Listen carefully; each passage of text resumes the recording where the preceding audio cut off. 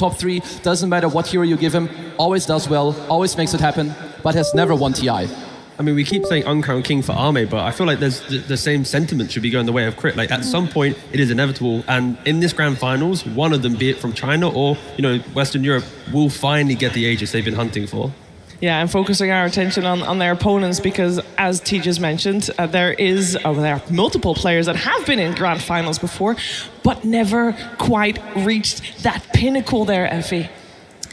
Yeah, I mean, it's hard though. Like, for them being so close every time, I think that takes a different level of emotions than what Falcons are currently experiencing. But these players are so deserving of this. Ame, he's been in 2 grand finals that he very well could have taken. XXS, who's been my personal MVP of this tournament, you could feel how hungry that he is for it. And it's about time that this team is here again. Yeah, and Xtreme, he was so cool in the interview. He was like, he was asked, do you have any nerves? Do you care? He's like, nah, man, I don't feel anything. I'm meant to be here. I'm meant to play in the grand finals. And like you were saying too, Effie, about Ame, like, I just watched a True Side from a few years ago where I believe it's Shin Q calling him, well, I guess you're just the king of fireworks, because he always gets second place, loses 2-3, and he gets to watch the fireworks from the losing position. It's heartbreaking. I mean, he has to live up to those words, though, right? To say that if they weren't in the grand finals, it'd be a 3-0. I'm expecting, based on that, it has to then be a 3-2 grand finals to either side, of course. Yeah, I mean, that would, keep up the track record. Yeah, it'd be nice. Oh, that'd be, oh no. That would be really painful. Don't talk about it, please. Wait, God, that's for like game 3 content, not yet. I mean, we talk about Crit and a lot of consecutive TIs, and you could make a case for calling him or Zai or any of the other with a lot of TIs under their belt, calling them Uncrowned Kings, but it's Ame that gets called that because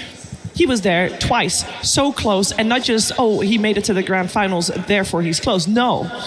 Those grand finals he played in, Effie, those were nail-biting.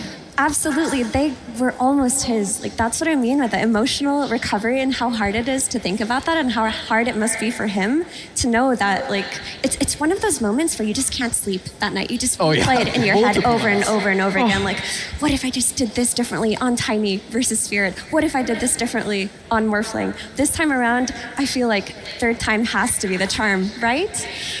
Right? It's gotta be. I mean, since TI8, there's only been a Chinese team in the grand finals twice, of course, both of them being Arme. They're also playing against, like you said, 2 different teams. So it's now another team Arme can try and go up against. If he wasn't to do it this time, then... Yes. It hurts. When we saw these 2 teams play in the Road to TI, it was the longest series we've had. It was mental. I think that's what we should be focusing on. We'll see who comes out victorious in the end, but we will see who comes out first out of the gates to take place in the booths, and that is Team Falcons.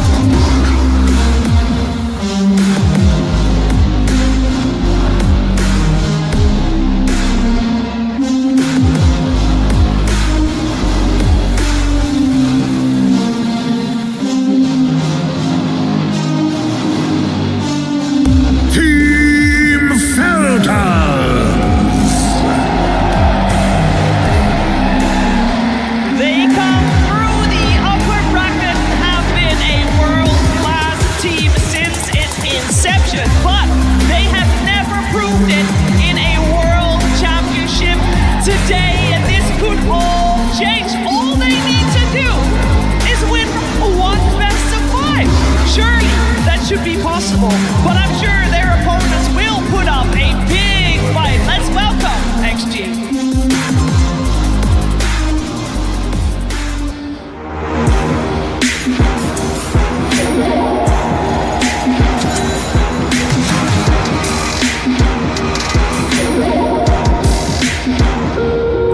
Choose wisely and crush those wrist muscles.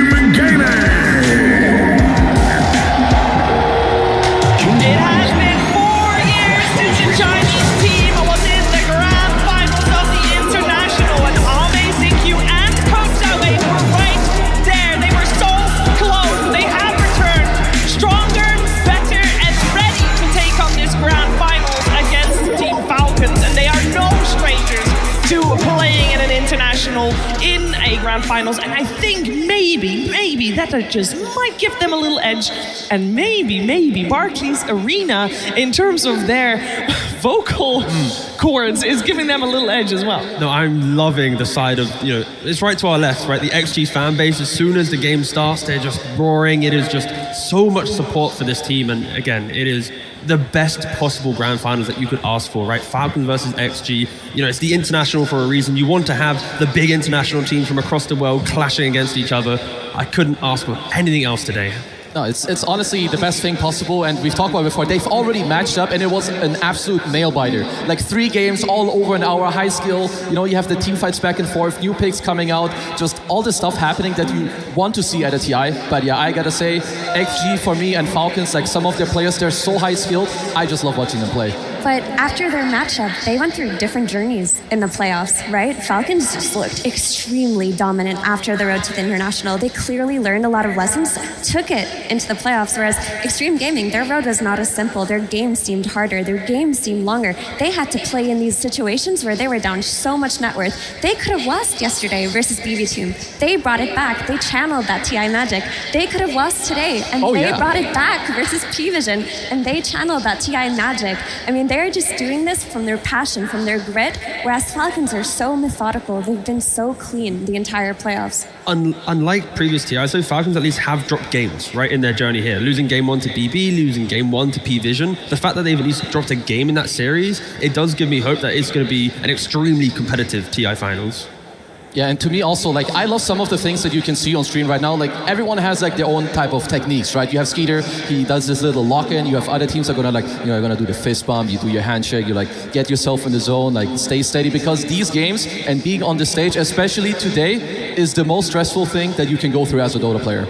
Yeah, and that is even without the crowd still cheering on everyone. Definitely a lot of pressure coming into the booth for both of these squads today. And I do want to talk a little bit about how they faced earlier in the tournament, because those were type of games that we thought defined at that point the road to the international, and we thought that was going to carry on in the international itself, and it kind of hasn't. So we have seen developments of both teams in a certain way, but I wonder how we would describe their style now, especially compared to that series they played last time. Falcons to me still seem very much, I would say, the same. They're very stable, very polished. They're going to stick to the heroes.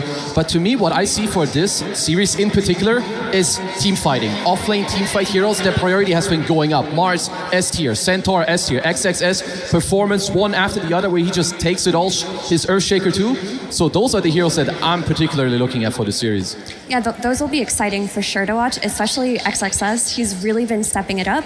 But when you look at Falcons versus Xtreme Gaming, there's a bit of an issue in terms of how the early game has been going for these teams. Xtreme Gaming have found themselves in positions where they're down a lot. They have to play for the late game. They have to turtle. They have to hug Ame, look for their key team fights. Whereas Falcons have been heftily leading almost all of their early games. Even in the games that they lost during playoffs, they were up like 8K net worth at some point. So this is where it's going to be hardest for Xtreme Gaming. Can they weather the storm of Falcons' early game, their map efficiency, how much net worth they're going to get, their lanes? Mm-hmm. I mean, you can see from the previous series, right? P-Vision, when they were going for the farm game, XG was like, oh, sure, we'll match that. We had nearly no kills in the first 20 minutes. Really, really slow entry to the game. And like Effie's mentioning, it will not be the same this time around. So maybe, Zhao Wei from XG, if he changes a couple of the bans, he tries to take out some of that tempo that Falcons utilize, then we might be getting to the 40, 50-minute points of the game where, the epic team fights and the scaling of Chinese Dota gets to shine. I am happy you mentioned Zhao Wei, because I do want to take a moment to talk about the two coaches that will pick their player's hero. I say that though, Kezu, but I do seem to remember AUI talking about that he's no longer the one clicking the buttons. Zhao Wei is, of course. Yeah, so of course AUI, he gave it over to Amar, who seems he's doing a stellar job, right? His last pick, 24 picks, like he nails it, the Underlord, the Huskar, whatever it is. So Amar, honestly, a very big piece for the team. But to stay on the topic of the coaches, these might be two of the most accomplished and most experienced coaches that you have in all of Dota. Zhao Wei himself, he won a TI. He's been in multiple TI finals as a coach. You have AUI who won it as a player, won it as a coach. So yeah, if you're going to have two masterminds go up against each other, you've got them right here. But also in regards to the finals, right? Falcons, they played the most games coming into it, but they have the smallest hero pool when you compare both of them, right? Heroes played, I think it's like 37 to Falcons. XG have played over 45 heroes in like 3 or 4 less games, right? So I think it's, in regards to the coaching, it's going to be, can Zhao Wei find a niche new pick or a new strategy to throw at Aoi, whilst Aoi's going to be going for the tried and tested, build that formation they're used to.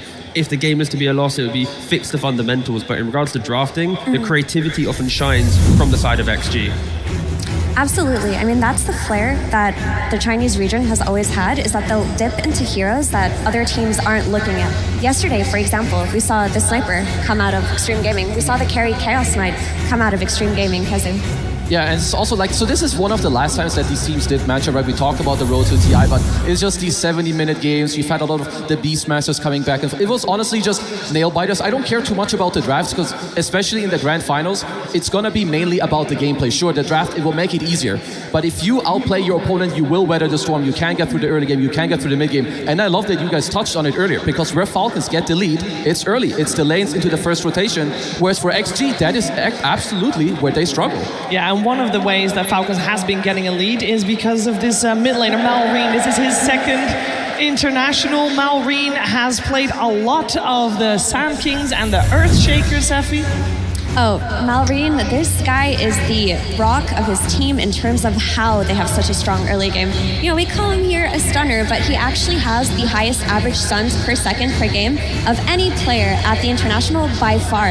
He averages 80 seconds of stun per game, where the next closest was NTS at 66 seconds. In one of his games, he even had a 346 second stun record in one of his like really long games versus Tidebound. But the way that they draft, the way that they play their early game, they'll pick this Earthshaker mid, they'll pick the Sand King mid, they'll let him farm his Blink Dagger, and then he's just on that enemy safe lane, creating the stuns with the follow-up damage from crit, and that's how they get their first few kills. I mean, he's so good at tempo controlling, right? It's what they want from him. His heroes play so good for it, and his positioning and spellcasting is just top-notch.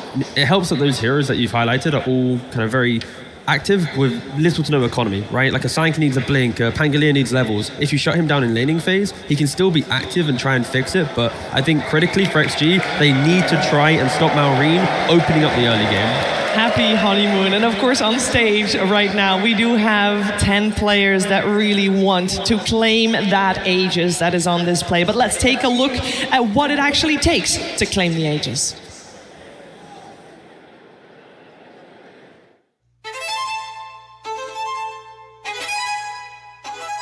It is a summit that few have conquered, where the legends of the past have written their own epic stories, where scores of fallen contenders have mourned their shattered dreams.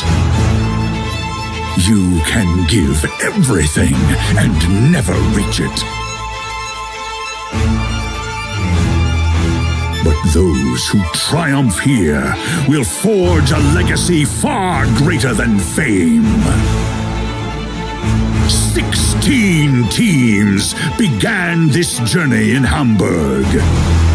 The last two now face off on the ultimate stage. Each is one step from immortality, with one final adversary standing in the way. We gather to bear witness, to honor those who've battled here, to see who will join the ranks of the fallen hopefuls, and who will ascend to the highest tier. The road to victory is always changing. What it takes to be a champion remains the same.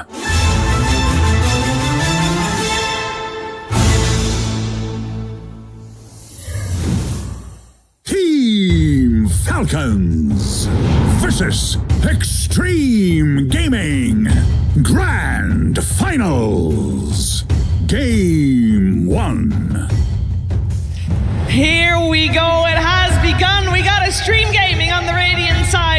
Falcons on the dire side, and the drafting has begun. The strategic part of how these two teams will try to get their first victory on the board in this best of 5. Let's see how the teams have prepared versus each other, and let's see how it differs from the series they played earlier last week. We already have a very nice stylistic change. I do love the respect that XM is getting on his sniper there, Effie.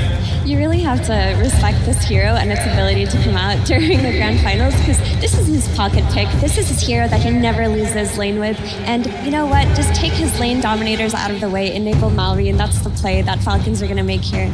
For Xtreme Gaming, they just take out that Sand King. They don't want to deal with it. They don't want to try to let it through and beat it. And now they've got first pick. Maybe they could look towards their XXS or Shaker, but they've got their freedom of choice here, Kazu. Yeah, I feel like it's gonna be a lot about these heroes that we've seen banned out a lot, right? You have Falcons, like Mars is available for the pool. It's gonna be on the eyes of both teams. And yeah, like you said, I love this ban. You wanna make sure that you stay in the comfort and don't give something to the enemy team that's gonna take you out of your comfort. And XM, on these really nasty and annoying heroes, that's his specialty. This exact same bans that actually did against Falcons the last time that they played, and they first picked Shaker in that position. I'm interested to know if they are to do that. Falcons, they first picked Shaker early in the tournament and got annihilated. So they know how to deal with it, and instead XG, they go for the Mars. Again, we do have two of the most experienced Mars players in the world now in this grand finals between XSS and ATF. I love this Mars pick. You know it's going to be contested in this draft, but they're saying that their offlane player, XXS, he's been owning this entire tournament. Let's first pick his hero. Who cares counters? Who cares how the early game goes? We'll just get him that Blink Dagger, and he will create situations for us. Then I'd like Falcons to respond straight away, just like the Pangolier. You've already banned the Puck, the Sniper. Against the Arena, you have that Chaos. If XG is going to go for comfort, why not allow Falcons to match the picks with comfort for themselves? What I love too, when you have two of the best teams playing like their best heroes, it really goes to show you what they value and what they feel like they want to do against you. Like, what do you need to pick with it? What do you need to ban against it? And here's the Pangolier. Really nice call there. You have a super good with the teamfight matching. Looks great. Yeah, both heroes fit in a lot of different strategies, so not giving away too much here either, and maybe even some flex still possible. It's not likely, but it is possible. It absolutely is possible, and I feel like if you're also going to look at the bans, both of these heroes require a lot of similar things for them, right? You want this follow-up damage into the teamfight, so the Hoodwinks, the Snaps, very likely that Falcons have their eyes on it, same for Xtreme Gaming, and if one of them gets banned out, the other gets picked, gonna have to look further down the list. The question is, do you think XG is going to start trying to enable the Mars by banning out difficult heroes for the Mars to initiate on, or is it more thinking about the wider game? At the moment, they're still going towards taking away the Malrine specialties, right, the Shakers, but something to think about potentially for future picks. I think they're thinking of the wider game right now, because if you're first picking your offlaner, you're saying that it doesn't matter how the laning stage goes, we just want this hero for us. And on the topic of Snapfire, that has to be the most contested support between these two teams. It's looked great in the hands of Xtreme Gaming, they flex it between 4 and 5, and if you give this hero to crit, we've seen him do magic with it. Especially when it comes to ultra late game, of course, which you have to keep in mind, I think. Okay, so let's see for Falcons. The out of pick phase is very likely for them gonna be this crit type hero that we have talked about, very likely on the Snapfire. If you're Falcons, it would be nice if you can keep the Pangolier open, whether it goes mid or it does go into the offlane. And also with a lot of these mids getting banned out, I would not mind if Marine ends up playing it, but you need to kind of ban for it too, so that Xtreme don't like force you to put it into the offlane, because there's a lot of Armar heroes that can be quite good against the Mars, maybe some Underlord, where every time the arenas you gate over, you drop the pipe. If any of these two teams know what a Mars wants, they've got the exact correct players for it. And it will be a ban to the Troll for the one ban that Falcons had, and the non-surprising Snapfire. I'm sure that also Xtreme Gaming knows that this hero would come out at this stage. They opted to ban out the Beastmaster and the Shaker. No harm in that either. Very strong heroes in the hands of Falcons. I think Snapfire in particular goes up in value if you see an offlaner very early, because you can see if it's the pipe buyer or not. Mars, this hero does not really buy pipe for his team. That's usually the way that teams will play against early game magic damage. Mars has a different archetype though. He's that Yules into Blink Buyer, into BKB, into Refresher, and XG snag up a Hoodwink of their own, the follow-up damage to their Sun. The question for XG is, do they want to double pick support here and then enable Falcons to kind of know exactly what they're laning into in regards to the support powers? I mean, it would be, I think it's okay if you pick your 5 here just because you know that most likely you are up against the Snap. Like you're either up against Snap X or Snap Pango. So then like a Bane where you can play most lanes. I was looking at it too, but it's sadly banned. Is it? Oh, first phase banned, yeah, I'm blind. But they go for the Elder Titan. Yeah, Nova had an incredible game yesterday with it. He's been so good on this hero for years. Even in like the prime LGD days, they were very good at always, you have the range carry on Ame, you get the ET on X Nova in the 5. They lane so well together. It's super good with Mars too, right? Mars goes in and he just wants this abundance of AoE spells being thrown into. They've played this combo many times before. Great pick. They did this exact opening earlier in the playoffs against Nigma, right? If you replace the Hoodwink with Snapfire, that's the opening they have. But even, we talk about Snap and Hoodwink, it's kind of the same hero for what it does on the map, but it's such a formidable opening. It can pretty much activate any future core picks. It can play any type of game. Like this is probably the strongest draft opening I think XG could do. Especially for what it is that they want to do. They want a team fight. They want to out-execute in that mid-game, not based off of their lanes, but based off of how well they spellcast. And they're just going to triple down on the team fight here, I'm sure, with their next few picks. But what they need right now is damage to take advantage of ET's buff. They need that Leshrac-style mid laner that is really going to pump out the DPS. Honestly, it's going to feel good doing that because Falcons, they're picking the Enchantress. They're going for that pacing, that early game pressure that enabled them to, put P-Vision to the lower bracket. And now against XG, the same formula could work, right? If you break your lanes, take these early towers, it's not going to be a 4-kill game at 15, 20 minutes. XG, they have to respect Falcons are going to play a really strong early game. Yeah, and most likely from the start, this is usually where they end up taking Skeeter's hero, right? You keep the Pango open between like your 2 and 3. You don't really want to show. Sven is something that they've played before. I mean, it's nice if you can get a BKB hero because you are going up against the Mars, against the Hoodwink, you have the edge. Because Falcons, this is also no surprise to XG. You have seen these heroes before, you know what they're going to do in the early game. But at the top level of Dota, you can show your cards, but if you execute perfectly, it is really hard to play into it. It's also where the troll ban comes in kind of handy. It's good for the Sven. So now for XG, where do you want to go? They've shown us like a Medusa before because Ame, he wants the carry-to-carry matchup. He can have it if he wants to. This is his pick if he wants to have it. It's the Medusa or the Ursa. That's where I'm leaning. If you want to go for not dying to the burst and the jump, you can go for the Ursa. You then follow up with your Arena. And then the Medusa, like you mentioned, also very, very strong. The only question mark would be Panglid, Diffusal Blade. Is that annoying enough to scare you from picking it? If it isn't, also very, very good. And this pick for Xtreme Gaming is the most important pick in the draft. They have 2 bans afterwards to protect it. And of course, it is the other team, it's Falcons, that is getting the overall last pick. So if you want to protect any pick in your draft, this is it. Xtreme. And it will be the Ursa, so that will be Ame's hero for this one. Yeah, it just gives you that ability to kind of clutch up in the moments. Like a lot of the iconic clips from XG in this tournament have been, pumping in a Lotus or a quick turnaround play, and why not put Ame on a hero that can throw himself into these vulnerable positions and let the rest of his team shine, and then he'll turn it around.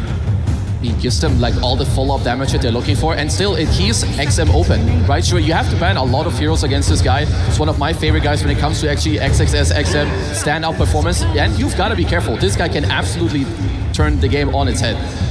It's a really great pick in terms of also jumping the backline. You have this ET who, with the Spirit, is going to be able to scout out heroes for you in team fights. You want the ability to instantly connect to them, either with an Arena and just burst them down really quickly. The only issue is Ursa, ET on lane, you're going to play against either Snap or Enchantress. It's most likely the Snap, and maybe even a Pango off lane. And in that case, he's going to suffer a little bit. Like, his entry into the game will be slower. Ursa is not renowned for his laning unless he's paired with something like a Disruptor.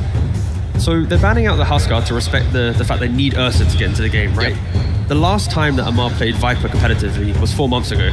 What stops Amar doing something like this as well? Like I fully break the lane, my Sven will farm, my Pango goes active, they will win me the game, but as long as I do the breaking of the first 15, 20 minutes, like that's the thinking I'm having, is because if Amar's happy to Huskar, he'll be happy to bring out any other hero to dominate the lane. And there's the Storm Leshrac bans that you mentioned earlier.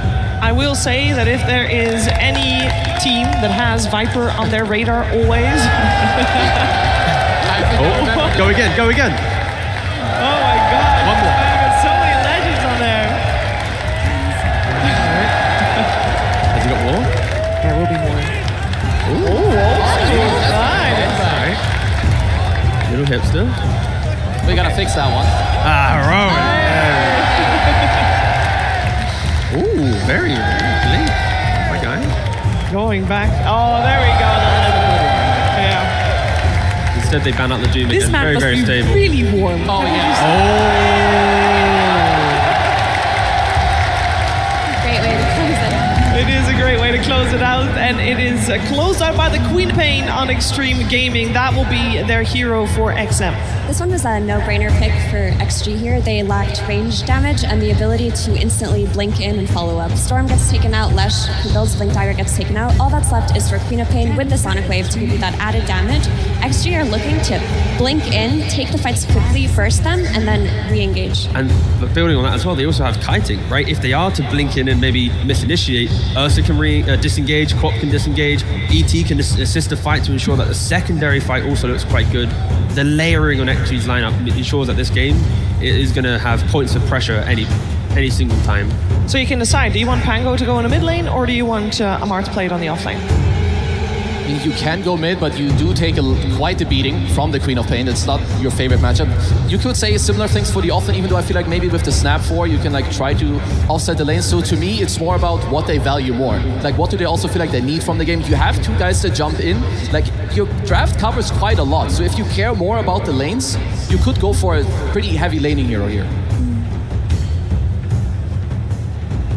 They only have 10 seconds to think about what to do with this final pick, and here it is. Oh, it's an Ember Spirit. We don't get to see that man on the main stage that often this weekend. So they went for this Ember just because they wanted to secure that mid lane matchup versus the Queen of Pain. They want something that can just stay on lane versus it, not get bullied out, and try to match its tempo. Yeah, not only that, it provides so much vision throughout the game. The lockdown available for XG is quite limited, so if Maureen's going in first, baiting Exodus to ever waste a spear or arena, it then activates the rest of his lineup to go in, and then you throw in a Pangolier with the Rolling Thunder as well. Vision and information will be always on the side of Falcons if they're the one going in first. So if you're playing Hoodwink and ET versus Ember Spirit, who's having a good start and is getting these runes, You good hate luck. your life. Good luck, because Yep. you cannot defend yourself against this hero. For Falcons, they have their typical map play style of mid. They're going to have their initiation from the offlane. They're going to have Malrine building these early items and running at people, and the double supports farming the entire map. The question for XG is if they can match that pace in the early game and get to the point where they can blink and instantly take these fights, because that early game looks tough. Yeah, you got to have a lot of mid focus, right? We've already spoke about Ember and what they can do, but also Queen of Pain, right? If Queen of Pain pops off and every time you go somewhere you're getting a kill, it could buy enough time for the items of the Mars to fix some of their lockdown issues, or the items on the Ursa to ensure he has that burst potential. I think mid lane is such a critical matchup in this game one. Yeah, I mean, I really love these two drafts. Like, the way I see it too is that Falcons, they have this early to mid game that they usually have, and then they might taper off a little bit, you know, against Xtreme Ame. He's got his Ursa against the Sven matchup. But I also like that Falcons, they covered their like late game. The refresher on the Ember, the refresher on the Pango, the 5-slot, the 6-slot. Sven, you know, doesn't do too well there, but then his teammates come in again with the network to back it up. So we're in for a long game. We're in for a lot of fights and absolute banger team fighting. Well, that would be fantastic. I do have one final question to you. You say that this mid matchup super important here with the Queen of Pain and the Ember. How much help are they going to get from the supports? How much help can we expect they get? Falcons could be tri-laning mid lane. With an Ench and a Snapfire, they're going to be running mid. But XG, they do have the arena. It feels like on their side as well. So they do kind of like a sixth man, and that sometimes historically has helped. And yeah, again, Falcons, the early game, it is looking very, very good. Okay, let's see. I'm sure that the coach agrees, and that's where we're heading to right now, because Tsunami is standing with AUI 2000. Thank you very much. Yes, indeed, I am standing by AUI 2000, coach of Falcons, and you are no stranger to this, my friend. In 2022 in Singapore, with Tundra coaching Grand Finals. I was wondering if you could maybe take me back in time about that team's journey to Grand Finals versus how Falcons have made it here. I mean, honestly, for both teams, it's just been an incredibly rewarding journey. I mean, standing in this crowd, like being able to play in front of them, it's all every Dota player dreams of. So I think we're just all grateful to be here. Let's hear it for just the spirit of competition. Now, I'm sure you have a very vivid memory of how that last grand final went. Upper bracket final, you played against Team Secret. It went to 3 games. They went down to lower bracket, had to play 3 games against Liquid. And how did your grand final go after that? It was good. It was 3-0. It was good. It was 3-0. Now we're in a similar situation. You went to 3 games against Xtreme, and now they're back. Oh, actually, no. It was P-Vision, actually. the equation has changed. Everything's up in the air now. I mean, I would love a 3-0, but honestly, I sort of hope for 5 games, you know? We actually respect Xtreme a lot as a team, so we're super happy to play them now.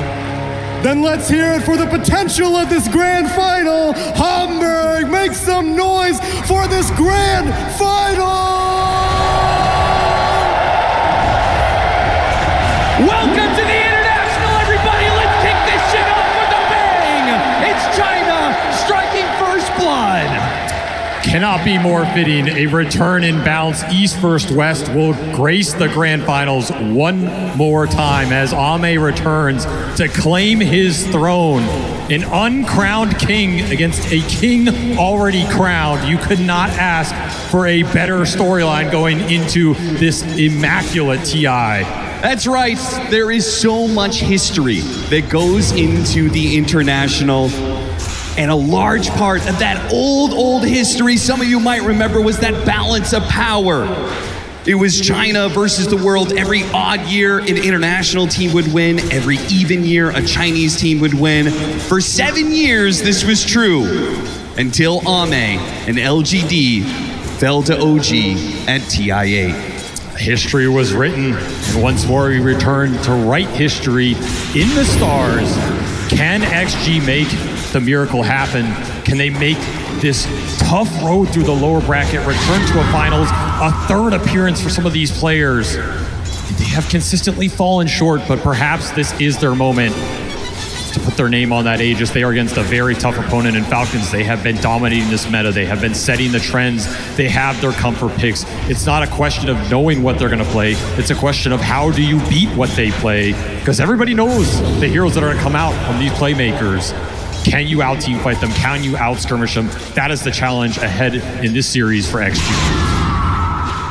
Already see XM and Malrine trading blows, as we will see in hopefully 5 games of this series. Oh yeah. XM has already taken a bit of a lead here at 10-2, and it seems like all the lanes are going well for Xtreme, as another 10-0 for Ame. Seems that, do you feel like Xtreme Gaming put a bit more emphasis on the lanes against Falcons?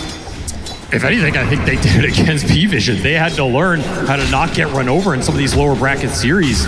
The European team's laning stage is insane.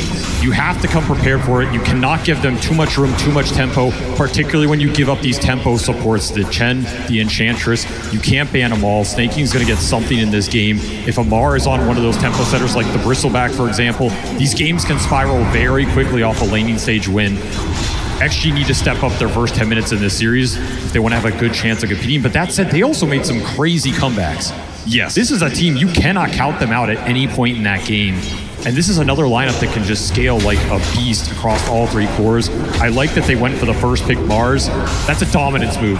We're taking it away from ATF. We're going to get it for XXS early. We don't care if we have to first pick it. We want him comfortable. We want him controlling the fights. And by God, has this man had a TI. He absolutely has to be in the front running for this MVP right now. 100%. I mean, he saved Xtreme Gaming's life in that lower bracket final. In fact, in the lower bracket in its entirety, he has come up for Xtreme time and time again, and he is a large reason why they are here in this finals. Ame, he's trying to put some pressure onto Amar where he can in this Ursa versus Pango matchup, but the mobility is not allowing him to do so. Amar, 19-2, doing the best of his comrades when it comes to the CS. And we do see the support swap from Falcons. This Elder Titan's going to be a pivotal hero in this matchup. It's something that XG are going to more and more. It's a crazy teamfight scaler, something to give them confidence in the late game. Downside is it does have some rough lane matchups. Falcons are trying to abuse this Enchantress with the Dispel against X-Nova. Get that lane win in the off lane for Amar. Does require you to put crit into that safe lane. You lose a little comfortability, but you gain really good support matchups here. Certainly feels like a lot of draft threats on the table no matter who wins in this game, right? If all of a sudden the Elder Titan is kicked to the side and this Enchantress reigns supreme as a support, we've seen how when the games start going late, any support that is able to farm for themselves has big value. And also, we have the 2 biggest support ranged playmakers in this meta, the Hoodwink and the Snap. knocked back by the God's Rebuke, will not be able to get a stun off. A second kill for Xtreme in this laning phase as they are up now 1,000 gold. This is such a strong duo. You can't ask for more in this meta right now. Terrifying lane to go up against. And the fact you had to put Crit up here to try and get that Enchantress ET matchup does hurt Crit a little bit because these Snaps and Hoodwinks want to play with the offlaner. They want to get aggressive. They want to use the early spell power to build momentum. Earn charges already online for Xinqiu. Super strong right now. Lots of damage. Xinqiu stepping a bit too far forward, trying to pressure Skeeter, takes a lot of damage. They even threw the blood grenade at him, but they couldn't go for the kill. While Amar goes down, they trade out cores.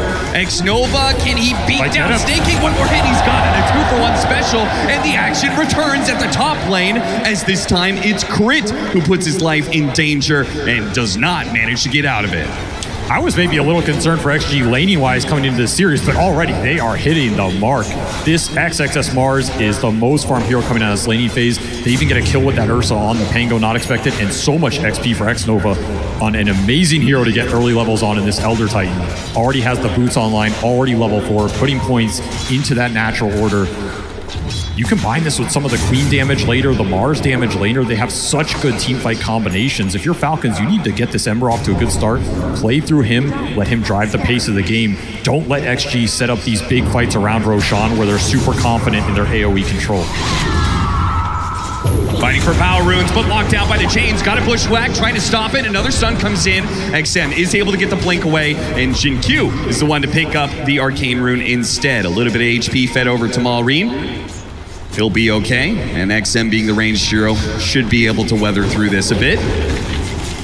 Xinqiu just playing with him. This early Urn creates such a threat with the blood grenade combination. He's basically just fighting two supports in the river, taking the rune away from Malrine. That's a huge win. As XM feeling the pressure of some of these summons, double range creep plus Enchantress plus Catapult about to hit your tower. Need reinforcements here. Yeah, where is this Elder Titan? He's been hanging out with this Ursa, but he's needed in the mid lane. They pop a glyph here, and depending on how much Falcons want to tank here, they have another enchant, so another creep to be able to tank this tower. A few more Siege Wagon hits, and then another round of creeps will enter into the tower. So this Siege Wagon, it's going to get well below half here. The Spirit only just now showing up, but what do you even do as an Elder Titan this early? Not a lot. Tough matchups. You don't interact well with the Ember Spirit. You don't have the lockdown for him.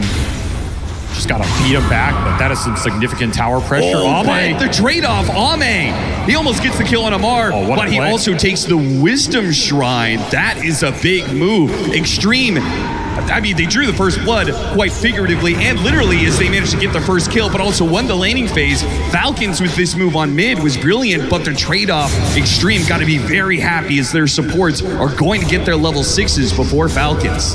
Huge advantage gained off that play from Ame, getting aggressive on that battle line. He even forced double support TP there that yielded nothing for Falcons. So now, if you want to get aggressive top with this Mars, no support can come in for Skeeter. If you want to get aggressive on mid, that option's available with the Sonic Wave.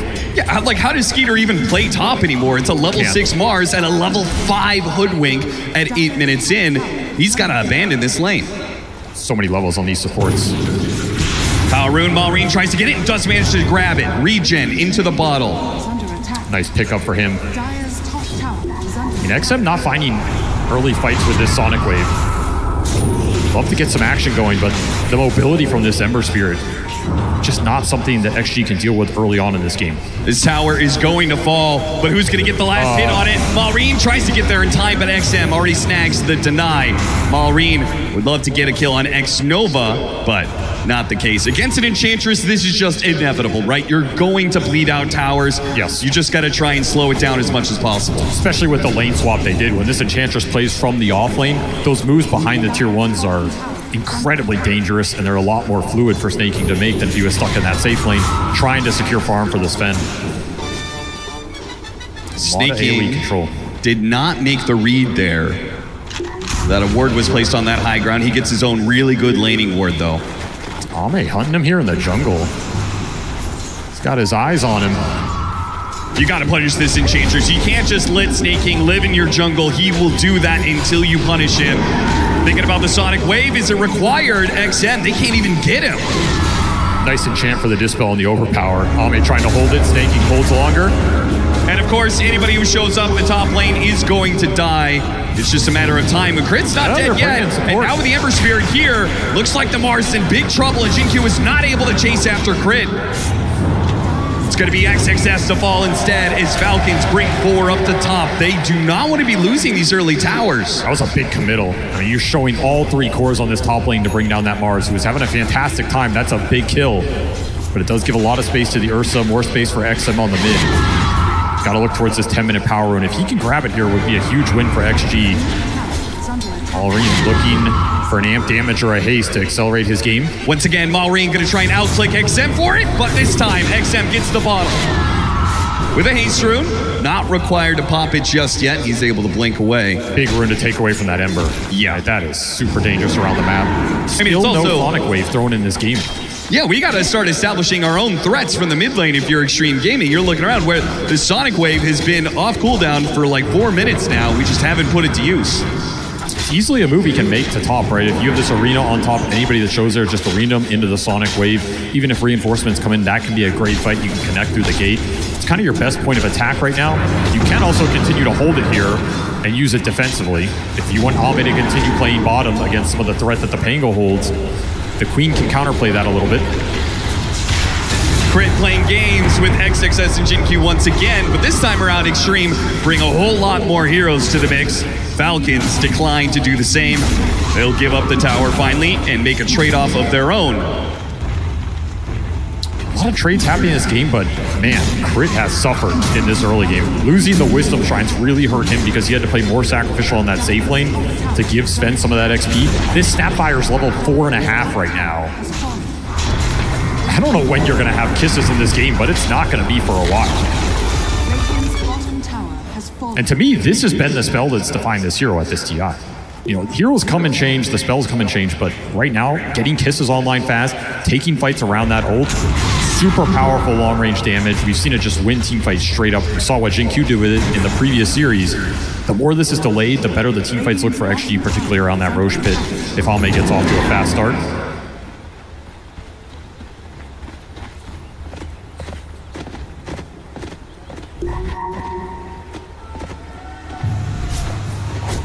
Malrine just playing with her mid, looking for that 12-minute power rune. XM challenges him again. The stomp, it lands. Good bushwhack, the turnaround, and there's the Sonic Wave, but it wasn't even required. Jinkyu had it well in hand. That bushwhack combined with the sharpshooter, well played. And Skeeter's here looking for the fight. There's nothing to fight. He'll just pick up the rune and go back to the jungle.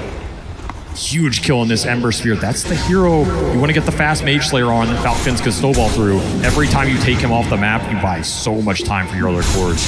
Yeah, and Skeeter will have the luxury of stacks where you can see it. Xtreme do not have that same luxury. 9 more stacks than Xtreme have done. I mean, when you have that kind of imbalance, Xtreme have to get aggressive, right? There's no other option. Start stacking of your own, claim early Roshans, or start taking some more team fights. The interesting part about this game is you won the Wisdom Shrine battle, but Falcons are ahead in XP. Because Skeeter just got so much more out of this jungle. This Sven is level 11. He's a couple levels ahead of the nearest core. So their supports are behind, but their cores are ahead. And these are cores that can absolutely just win the fight, even if the supports are lacking some net worth. Hey, I'm just happy we get to see 2 cores that do not build Helmadom. Oh, there's not going to be a single helm in this game. Bless. Another Wisdom Shrine is coming up in 40 seconds. Crowd happy as they've been all day. The helm meta died somewhere in the lower bracket, it would seem, as these teams just want to duke it out. Malrine's still looking for that Mage Slayer, but very strong on the front line as long as he doesn't get bushwhacked into the burst damage. Tried to get the slight chains, but let's face it, diving into the tier 2, that is a risk a bit too much for Falcons. And this smoke seems to have petered out.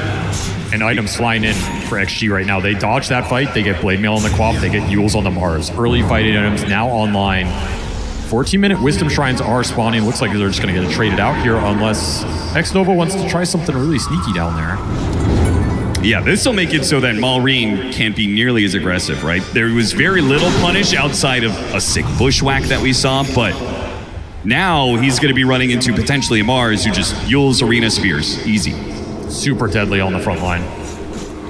A lot of threat coming out from XXS right now. Downside is you don't have the reach of something like the Blink Dagger, so it's a little harder to just make an aggressive smoke play with confidence.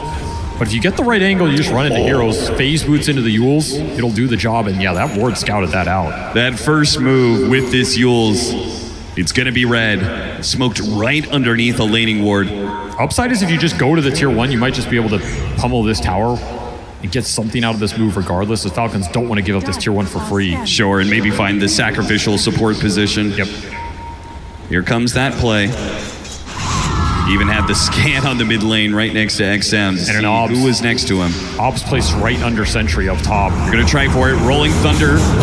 Amar, the chains, but he doesn't pull the trigger just yet. I mean, if the tower's not gonna fall, there's really no need. That's not a fight you want to force into this amp damage Ember. Not the timing to do it, especially when Ursa's just not going to join the fight. Battle Fury was just finished for Ame a minute ago.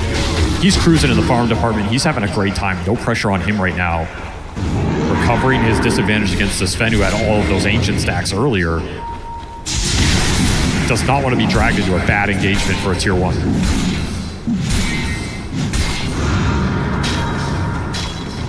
Falcons make a show of a 5-man defense in the mid lane. After the tower's defended, back to hitting neutrals. They really haven't gotten... They haven't ground out that usual lead that Falcons tends to do after a laning phase. Xtreme is still keeping up despite the stack disparity. Difficult team to grind it out against. Why is that? They're just resilient around the map. They rarely give up really bad core deaths. I mean, the games that are spiraling are going to spiral for anybody, but I feel like they just don't feed in poor places. It's usually getting lanes super deep. X-Nova, he's... Okay, the Croaker. Yeah, Snaking had that well in control. There was no problem there whatsoever. That's that Mage Slayer online for the Ember, so time to get aggressive. Follow Malrine, let him bring these supports back into the game in a really nice position. Look, Malrine does find another one. Slight chains, kisses. And XXS is biding his time, waiting for Malrine to show, but the kisses give too much information. They have to back away. Too easy right now. Just follow this Ember. Very little XG can do about it unless they are just baiting someone out and going and using. Yeah, as you said, the core's not being picked off, but they do manage to find some support kills. Actually don't mind this kind of style though. Like, they're willing to give up some part of the map early on in a game to push it later, get their item timings, and take that fight. Even if it's at a 5 or 6k net worth disadvantage, they believe in their execution. They believe in their timing. They're going to overcome that, particularly around the Roche pit. We have seen this team dominate Roshan fights. To me, it's been their signature sauce for this event. I was about to say, if anything's going to give them even more confidence, is going to be that lower bracket finals, game 3. Yeah. They played against a net worth advantage the entire time, and still had the confidence they were going to be able to pull through, and they sure did. I mean, at this point, just believe XXS is going to win you the Roshan fight because he's done it time and time again. Yeah, just give up every Roche. Just make sure XXS is in a position to make the steal. And there's the Blink Dagger for the Mars. He was thinking about BKB or Blink, but he opts for the Blink. Tells me XG want to get aggressive here in the next few minutes. If you can get a team fight on top of Falcons with you being the initiator, particularly on that Pangolier or Ember, it can break that fight open, especially if it's around the pit, straight into Roshan for this Ursa. This is a really pivotal moment in this game for Falcons to defend their map. Baiting an 18-minute power rune that doesn't spawn. Amar makes a poke at XM and reveals that there is a whole heap of heroes right behind him. Blinks are also online for Falcons. Pango Blink, Sven Blink, Instant Smoke. Falcons are going to look to do what XG just wanted to. XXS is thinking about striking first, though, and he managed to get the pin. No Yules required. They just blew him up, and the Rolling Thunder will come too late to save the Ember Spirit. But maybe Skeeter, you can see him. He's holding off right now, waiting for his initiation. When's he going to make his blink? They got the arena onto the 2 supports. Now he jumps in right into the Mars. He went in for the off-laner, but now he's surrounded by heroes, and he'll be blown up by Ame. Ame, too, was patient, and he waited for his counterpart in Falcons. He waited for Skeeter. Beautiful patience from Ame on the side of the fight. He waits for the Sven jump, jumps in with ult. No chance to man fight him this early in the game. and he will clean house. The exact team fight XG we're looking for. Started a little differently for them, but a beautiful pin from XXS. You burst down the Ember. That's what you want. Ember or Pango every single time. It's a recipe for success. And he could have gone for the safe play of the Yules, but it would have been an entirely different fight. The execution was fast, and that's what kept Falcons out of it. He gets to hold Arena for later on, and that's what's kind of dissuading Skeeter here. Like, he doesn't want to jump this Hoodwink who's already dying. He doesn't want to jump that Blade Mail Quap. He wants the Mars. He got sick cleaves off him, almost kills XM with that angle. But Ame, just better positioning, better moment to jump. I mean, it all starts with the Ember Spirit pickup, right? He can play the longer game because they're up a man in that regard. 100%. Skeeter forced to do something. XM trying to force a play here. Stomp misses. It covers at least the retreat from XM. Falcons go back to their side of the jungle. Despite the loss in that mid lane, not that big of a net worth lead for Xtreme. We're still keeping this game very tight at 20 minutes, though. Xtreme, they want the Tormentor. They're going to smoke up for it. Falcons will do the same, not to smoke, but trying to defend their territory. Look at the Basher, freshly done on Ame. He got it off that fight. Could be super pivotal at locking down these mobile cores here. Smoke breaks on XXS. XXS not going to blink forward.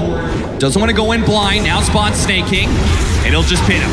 See if they can blow him up with a break. It'll make it a little bit easier, but the heals, man. They can't even burst him down. They just used so many spells and didn't claim the 5 position. They will back out. A good stomp, though, and a pin off of it. They're going to jump in. Oh, they go to the kill. They got him. Amar does what he can, but again, the Rolling Thunder is just not enough to save the life of his buddy. He's got the Yules to defend. XXS trying to stop these kisses. A blink away, and he does manage to prevent any losses there. Falcons, they'll retreat as 4, and Xtreme now own the Tormentor. Such strong early item timings from XG, and XXS finding the spears time and time again. Just sets everything up in this fight. Malrina's not been able to play a single fight other than him just getting nuked down instantly. Yeah. And all of that was off of a casual stomp from X-Nova. That's how this Elder Titan gets you. He can throw the spirit out, he can wait for a slight, and then he's gonna force you to remnant out or you get stomped, and you don't know what's coming after that stomp. Very little to bail you out of that situation. It's an annoying spell for Malrine to just be sitting under in the middle of the fight. I mean, Amar's the most farmed hero here for Falcons. He's having quite a good game. Just can't find his mark in these engagements.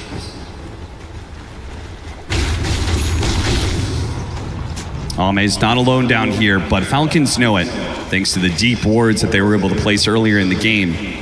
Has not allowed them to take control of the match. Going back to the Ember Spirit, though, this is a hero that we haven't actually seen too much of here at TI. Why is that? I think his early game is still good, but he kind of falls off in that mid game a little bit. He doesn't pack the same punch, and I think players are concerned about his ultra late game scaling sometimes too. Like, yeah, 6 or 7 slots, all these spirit heroes are crazy, but you compare it to things like the Queen of Pain with the sonic wave damage.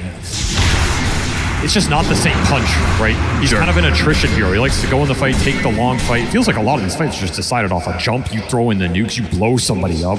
It's not Ember Spirit style right now, and now his strength can be just set up for some of these long-range supports. Great hero to combine with the Hoodwinks and the Snapfires that are in this meta, and I think that's what Falcons wanted to do. They just got slowed down.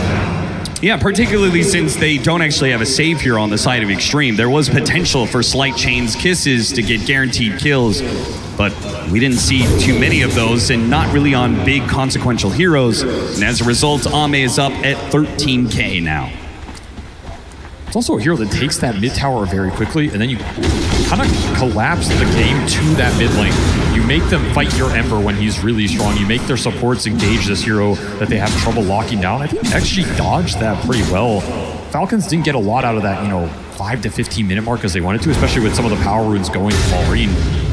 Sure, they gave up the mid tower. They didn't actually fight for it. They even denied it themselves, limiting the amount of gold that Falcons got out of it. They didn't bleed bad kills, which would have snowballed this game, and they won the side lanes. That was a huge component. XXS got off to such a fast start.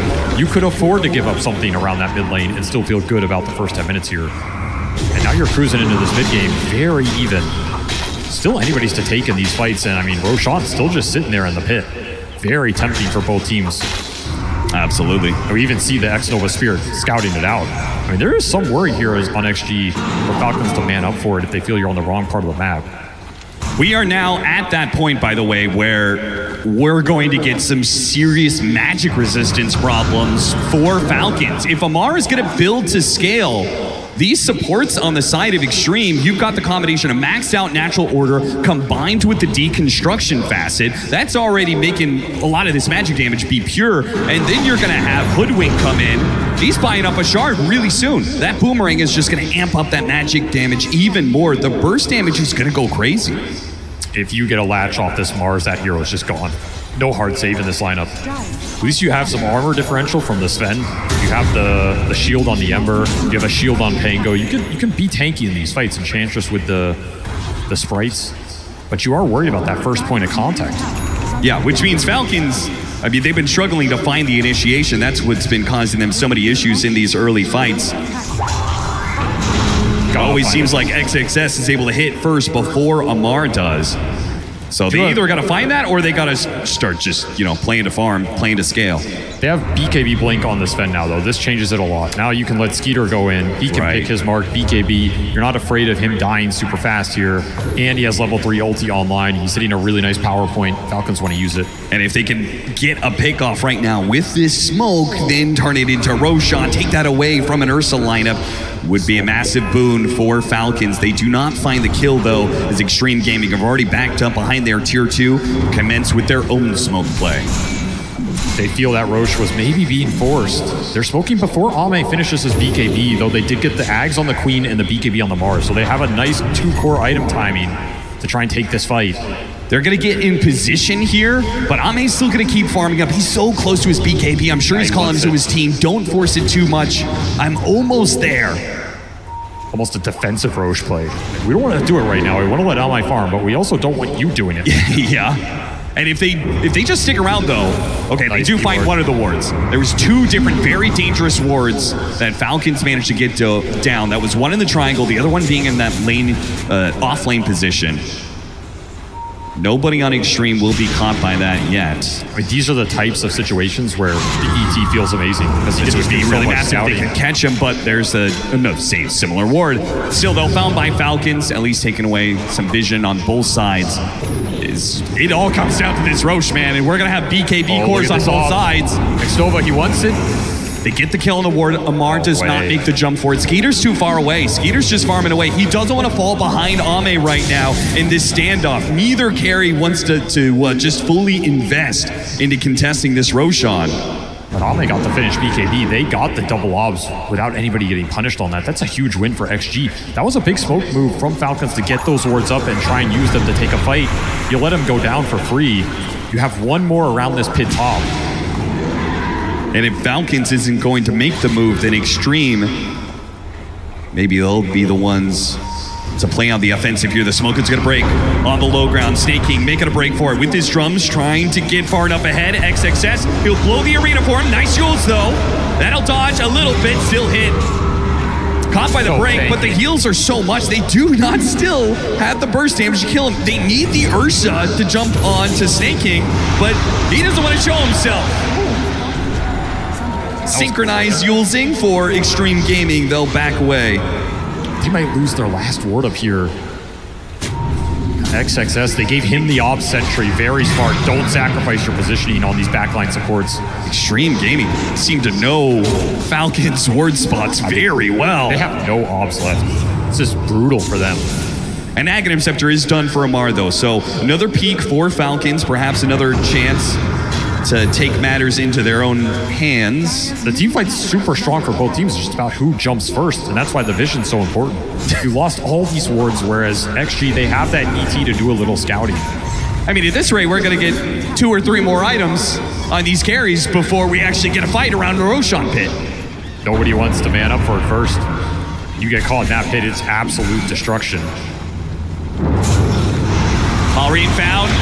Not pinned. Roll up will stop him, and he dodged away from the stomp. XXS has to use a defensive BKB. Double ults from Falcons for a BKB on XXS. I don't think that gives a clear enough advantage either way for these teams to force it.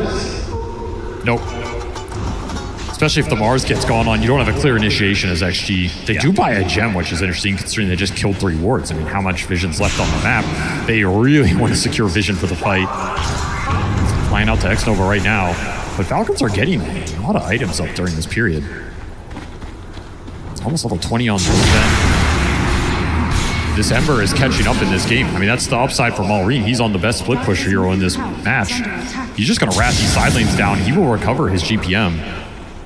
Continue to scale. And that's why Xtreme, they're going to force it onto the bit. And it feels like they just have to. Snake King is trying to keep tabs, though.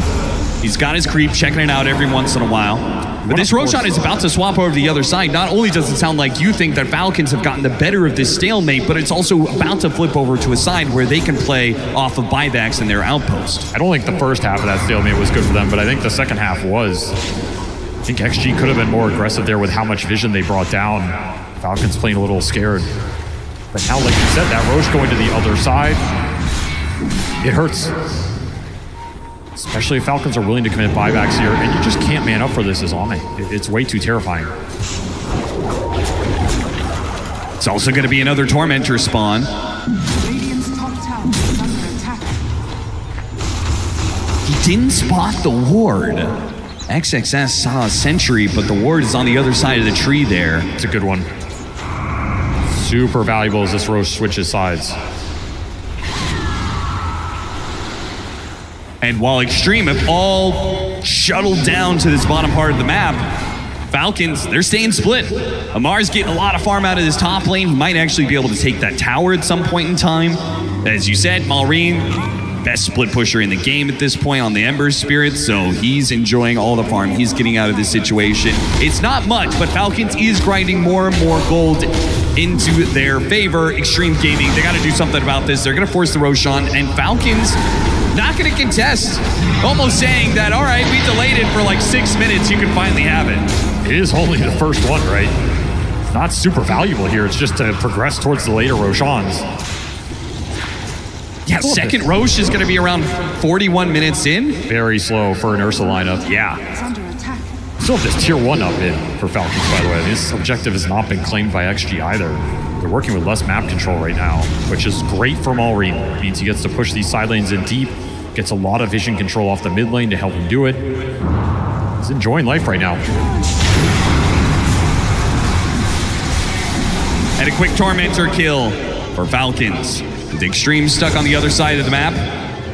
Particularly Xnova, who is always just shadowing Ame everywhere he goes. He's really not able to do anything else. And I must apologize, Austin. We do have one Helma Dominator. It snuck its way in. I don't know how we allowed it. I guess Jinkyu said this game is going to go late. I'm going to start farming up and pushing some waves. I mean, Helma Dom Hoodwink? Are you serious, man? This was probably the least expected one here. You know, you could argue for the Mars.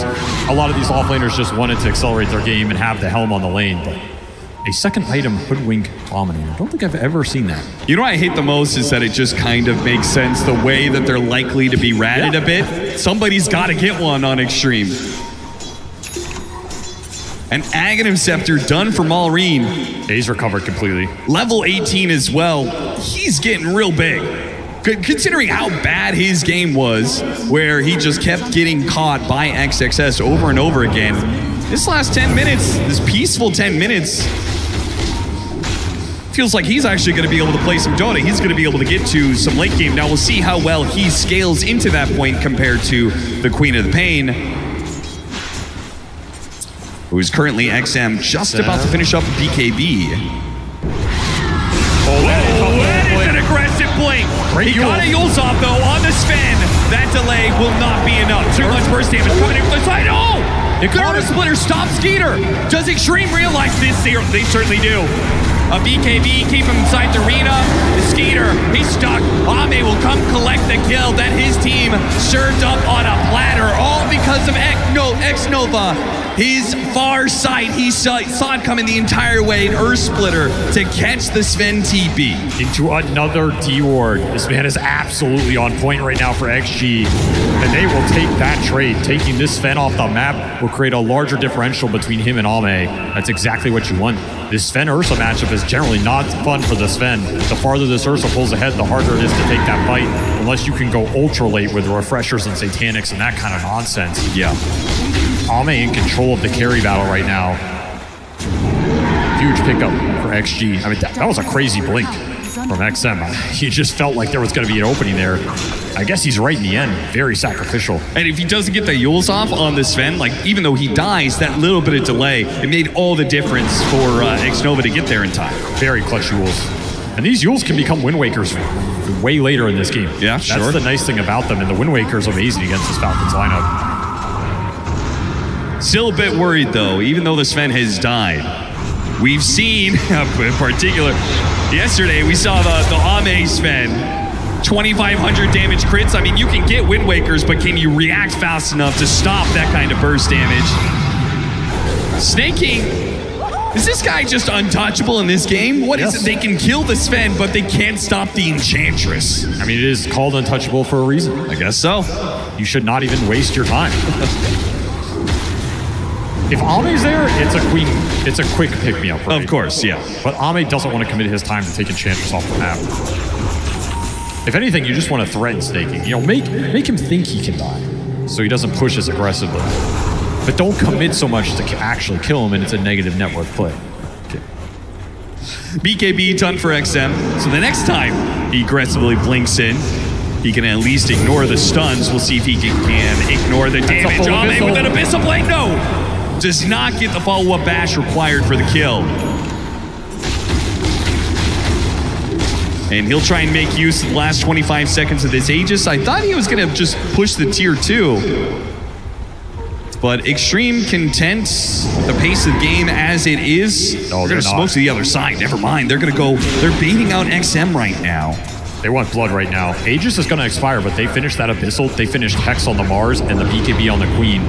Huge item timing for XG. They're looking to strike. I mean, this has kind of been the MO of this game. Both teams hit their item timings. They look for a play, but the other team recognizes it and they dodge that moment until they get to theirs.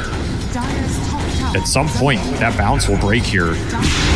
Well, now some of that magic amp that we were talking about is still going to be effective, but there is a pipe. Huge item on Snake King. Big pickup for him. Yeah, the aura is worth so much here. This is kind of a weird position. We swap places. And it's going to be Xtreme breaking the smoke, going into their own jungle. Wait, got the side device initiation onto the Pango, and the Earth Splitter's on top of it with so much magic damage. He is burst down. Shard stomp in with the boomerang. See you later. No one is surviving that play. And that is all a glimpse of him off of that ET Spirit vision. Yeah. That's all it takes for you to get insta jump from the Hex. But what do you do with this pickoff? What do Falcons try and do here? They're looking on this ward. They have Daedalus on Skeeter. XXS still has BKB, but they got the sun on him, and from behind, a big crit from Skeeter takes out XXS. The Sonic Wave on 3, Yules up the air for crit. Skeeter makes a run for it with his BKB, but XM will still pounce on both supports, trying to slow them down, hoping that they can at least get one of them here. Snake King pulled back in, and finally Ame shows up to the fight to claim Snake King's head. He'll get one out of this. Nice kickoff for Falcons. They get this Mars off the map. They do pay a little bit of a price, but once Ame shows up to that fight, you're not taking it unless Skeeter is confident that the control is going to come through. Yeah, considering that BKBs didn't have to be used for Xtreme, this is a very deadly point. No Pango, everything up for Xtreme. Being able to take the Mars off the bat, like you said it, like there's not really that much initiation for Xtreme if there is no Mars. They did get another D ward off that though. Falcons are losing a lot of wards to make these plays. It's really adding up.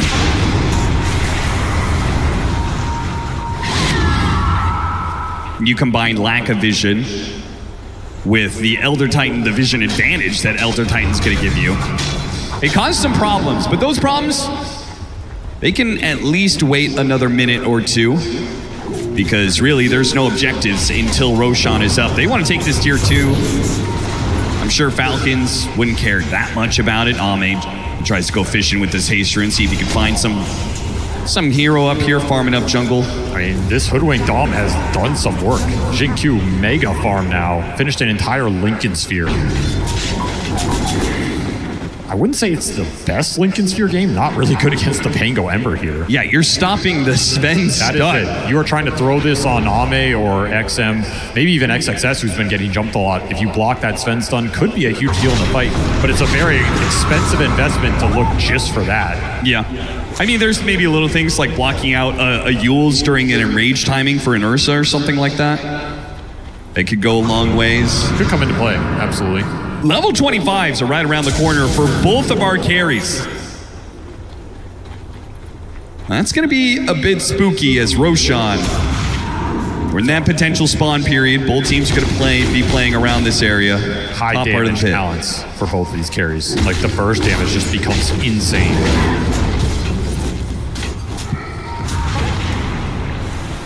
To me, if the fight goes long, this Queen could be a big problem for Falcons.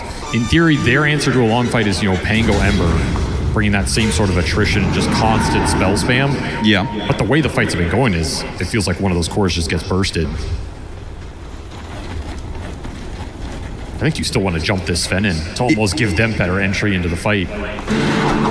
If you get to a Satanic and then Ember Spirit continues to scale, do you think that flips to the other side at some point? That longer fights can still work for Falcons because the Ember mostly? Oh, I think they can. It's just execution. Sure. You kite out those little moments. Can you dodge the jump from Ame? Does someone control him when he's trying to go in and burst that target while he's committing BKB? Small things like this make all the difference. Can you find supports at the start of the engagement? You take X-Nova out, you remove a lot of the amp damage in this lineup. Falcons not to find anything. A pickoff there could have led to control the Roshan pit. A swift blink Ame Ursa. He's so farmed. All he needs is that level 25. He's prepared for this next fight. 50 seconds for that Roche spawn. Pretty fast one. Falcons just trying to control the vision they have. They have this one ward towards mid. They have a gem up.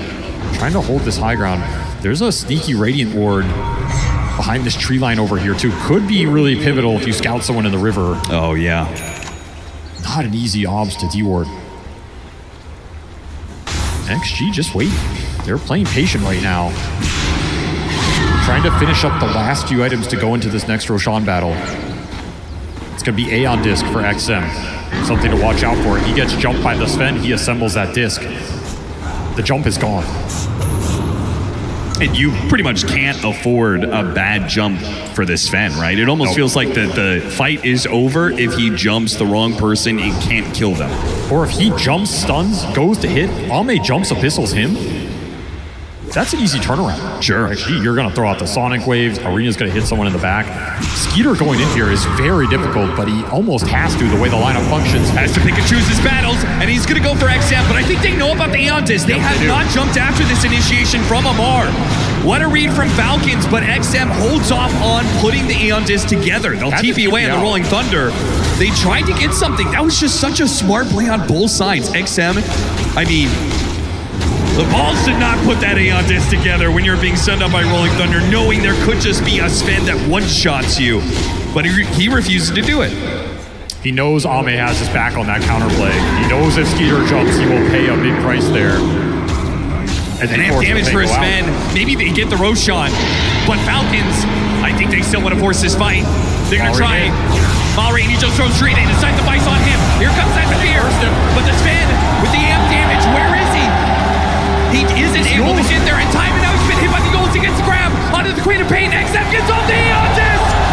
Keeps himself alive, and he blinks away from Skeeter. The initiation has gone all wrong, and now begins the fight. It doesn't fight for long. Ame and his claws will rip through the Sven armor. They'll find another with XXS, a pin against the wall, and Amar, he'll fall as well. Beautiful kiting from XG. The control on the Sven, stalling up his jump to follow that Emperor Spirit. And such clutch hexes from XXS. This guy's control has been on point this entire tournament. Such a strong team fight from XG. Their burst damage is just insane. Malrain, he took so much there, but that ET amps it all up. You get hit by that Earth Splitter. One last bash from the Ursa and you're gone. Nobody to bail you out of that situation. A deep dive goes wrong for him. And if Xtreme win this game one, I mean, what are you gonna do if you're the coach? What are you gonna do if you're the drafter? AUI 2000. Amar, he doesn't want to ban Mars. That's his hero. You gotta take it away from him. Yeah, you're gonna be put in that corner where you have to take it, and we may see if Xtreme have answers to it. But first, they have to close out this game one to make that happen. And they may have a big lead. 9,000 net worth. 3.5 minutes left on the Aegis. Falcons Falcons are known to be able to stall out games. XXS, he's landed a number of initiations. They'll find another one. Ame leads the way with the Abyssal Blade, and XXS follows through. Another 60 seconds where Falcons will not have all their heroes alive. So much gold for XG in this period. I mean, they can start buying up some luxury items now. There's the refresher for the Mars. Could be another Hex on this Hoodwink. Balrine's life is just not getting any easier. It didn't start easy in this game, and it doesn't feel like it's getting any better. It's just so much control for him to play through, and this is kind of the downside of Ember. He doesn't pack a big enough punch to go in and be a threat during his BKB that XG can't deal with it. So you have to play for the long fight. Yeah, somebody is getting caught in the control, and nobody is challenging this Ame Ursa right now. He is just running a rampage through this game. Ag's done as well. How do you kill this guy? Feels impossible. Kinda does. I mean, you're gonna have to wait 2.5 minutes because killing him is gonna take some sort of initiation, and I don't think they'll be able to pull that off twice. I mean, they have like no instant stuns. The best you have is Sven, Blink, melee range, Stormhammer. But he has Rolling Thunder, Blink initiation, but you cannot jump him anymore. It's impossible. He will always get Ags and Rage off. You have no silences to prevent it. Yep.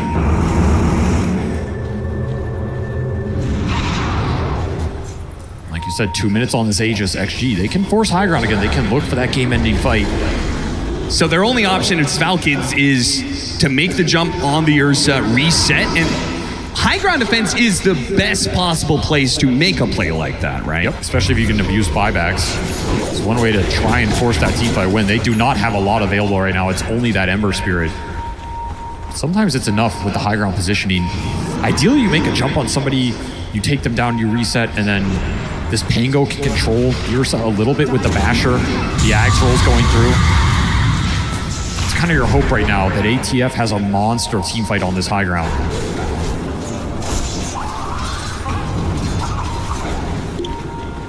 Well, you said luxury items were coming in. They're here for a couple more heroes. XM with the Shivas. The Sight Device on the Hoodwink, which is not required for yet another Enchantress kill. No problems killing her now that Ame is playing in the front line. Skeeter's going to make his jump. Gets off the enrage on Ame. Skeeter got that much out of him. But you got that. But you still want to be able to play with the long gun straight. But they jump in anyway. Skeeter, he wanted to fight, but he didn't think it was going to start that way with him dead and gone. And what are you going to do now? It's up to Maureen and Amar. They're going to have to pull through this fight for you. You buy back on the Sven, but he won't have the God Strength. They're kiting around Ame as best as possible right now. XM, Yules, he dodges out the Stormhammer, and he's going to have a blink up in a second. He still has his BKB. A nice pin from the low ground from XXS. A buyback's being used from Falcons, from all these heroes, but they've got nothing for it. They killed a Hoodwink at best. They took out Roadkill, and that's all. You have to get more there for a triple buyback. The Sven one is not going to be the most impactful, but you bought both supports. You took an extended fight. For once, Maulring does survive the Hex burst attempt, gets BKB off, has some impact, 3,000 damage, but you can't burst any of these targets down. You can't wear through the front line here. This Bear is just too much of a menace right now. You need more sustain, you need more damage. There's another great shard for XG to pick up. I don't think I've seen a spear miss outside of maybe the one top on that open arena. Just hit every single one. There's another Aeon disc for this Sven to deal with. No nullifier in sight. Level 25 on XXS, 180 HP regen inside the Arena of Blood. But if they can take him out of the equation right away, no Aeon disc. Where is he going to throw out this arena? He's waiting out the BKBs. He knows Skeeter's going to expire soon, and now he's got it. First the sight, then the spear, then the damage that Ame brings to the table. A dieback on the Sven. Falcons crumbling. No answer for Ame and his jump. XXS doing his best, even an Outworld staff there. Double daggers to slow him down. Ame still finding more. He first catches Snake King, no buybacks there. He chases after Crit. Another hero to fall on the side of Falcons. Double cookies where they can, and they're chasing after the Ember Spirit on the same side. Supports are just killing him. Supports taking out the Ember Spirit. X-Nova Boss just man-fighting the Falcons mid. Back up from Jinkyu, that's a free kill. Mallory did not expect the damage, but there's that magic amp combination. It's just so nasty when he's on top of you. And now Ame, he gets a free trip to the high ground. Says, thanks for the setup, boys. All clean house. Amar broke through. He's sitting on the other side of the map going, I can't cut all these waves. Xtreme Gaming, they're going to get Megas out of this. They should be able to end the game. Unless Falcons, I don't even know what they have to do here. Amar, they do manage to get backdoor protection up. But the mid lane is going to push in. XM's got that covered. Unless Amar can get there with the Rolling Thunder. He's not popping. He's trying with the swashbuckle. It's stopped by XM. Now he has to Rolling Thunder. See if he can kill the creep wave. They pop the Glit. They pop the Sonic Wave even. Anything to protect the creeps. Amar still gets it though, and he makes a blink away. He makes a swift retreat. Did he just buy Falcons the time they needed? Backdoor should come up here. Glit goes up. This will guarantee it. Amar with some nice moves on this mid lane. Stalls for the other heroes to come back up. Can Xtreme Gaming get through the backdoor protection though? They're going to try. They got the Invisible Blade initiation on Maureen. And Maureen dead for 2 minutes. Maybe it doesn't matter how much time you buy Ame. He seems to be eternal at this point in time. 11, 1, and 10. He will stand here as long as it is needed to finish out this game. Or take the easier road, go get that bottom lane in, free up that last Rax. You're looking at Megas very shortly here. They know that's a dieback on this Ember. A butterfly coming in for him. All right. All on ATF here. Refresher delivered for the Pango, does have the 25 talent. He has got to get in here and do some serious damage in the fight. Falcons, they did their shenanigans, but the backdoor protection is going to go down again unless they can jump the Ursa now and kill him. This is going to be Megas. Try and get something out of him. Gotta go. Even a BKB. There goes the Rolling Thunder. There goes Team Rachel with a BKB turnaround. Skeeter, he's got to run, but he's pushed back in by the Sonic Wave into the claws of the bear. He will be pulverized. A hit in for the Rolling Thunder, but XM, he's still at Eontis to be able to work with. A shot coming in. Shin Q, not even required. Ame is all the damage you need at this point for Xtreme Gaming to close out the game, and they will take the lead in the series of the TI Finals. A confident Game 1 victory, to say the least. These guys were feeling themselves. Felt like that entire game, even in that laning phase, which is supposed to be Falcon's strength in this matchup, they won that top lane in dominant faction. Ame was getting kills bottom with an Ursa, not something you see in that laning phase all the time. They weathered that storm mid with the Ember and then just diced that pickup. So much control from Mallory in this fight. It felt like he did not exist in that mid lane game. No, he certainly didn't. And there is a lot to go over. It's a best of 5 in these finals. And the back and forth of the drafting, it's going to be a hard battle to commence. And we'll see who wins that battle later down the line. Well, the first step has been made by Xtreme Gaming. They take that first one of the best of 5 and are in a strong position to move forward in this series. How did they get to this point? That's why we got the experts to talk about it. T-Gov, Effie, and Kezu. This game started fairly slow, Kezu. No, it did, but one thing that surprised me quite a bit was how hard XG won their lanes. This usually doesn't happen when you play against Falcons. They're very good with the lane swap, and they did do that again. They put the engine in the offlane. Crit on the Snapfire in the safe, and honestly, it had a very big impact on this game. Crit didn't have a good time there. He got a very late level 6. Xingqiu got a very early earn as well on his Hoodwink. Went around, got a lot of stuff done. So to me, then the mid game slowed down. But yeah, overall, XG, I really feel like they brought their absolute A game to this game 1. I think they identified the fact that Maureen needed to be shut down. When you look at Maureen's performances so far throughout TI, at the 20-minute mark, he's only ever had 4 deaths, 3 deaths. But this time, yeah, he has 3 deaths as well. His second most deaths so far. Often it's 1 or 2. He's having such a good tournament. But XG, they identified Maureen. They killed him 3 times by the 20-minute mark, and they truly shut him down. Yeah, we've talked about it before. He is the rock of this team. They played this early game off of the shoulders of Mallory's timing, off of his tempo, and he couldn't recreate it that game.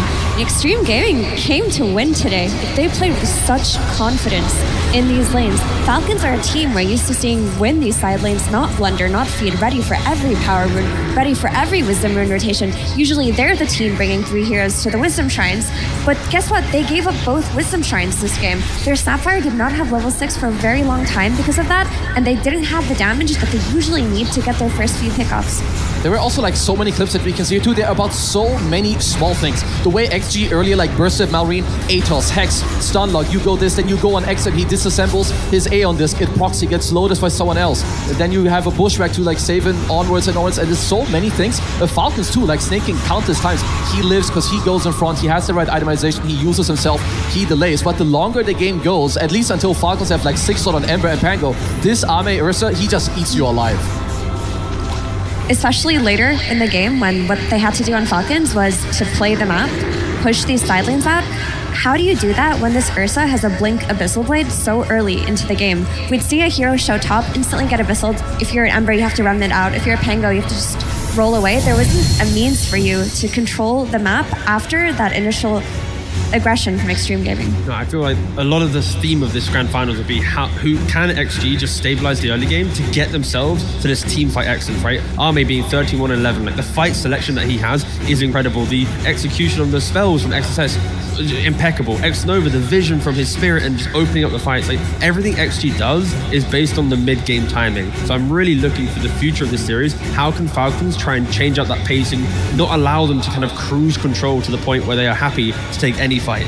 And XXS on this Mars, like we saw it. It was in first pick Mars. Yeah. They heavily prioritized his hero in this draft, and I would love to see that be recreated in the next game. They didn't even care what kind of matchup they would get, so long as he had a means to take these fights for them, and that he did. He was always finding the key targets in that mid lane fight. They got the kill on Ember. It just made it easy for Alme to come in, clean up, and get his net worth up because of that. Yeah, and you pointed out it was an overall first pick Mars, and it makes me wonder. I think there's been a lot of TI finals that have like one hero that the series kind of starts revolving around.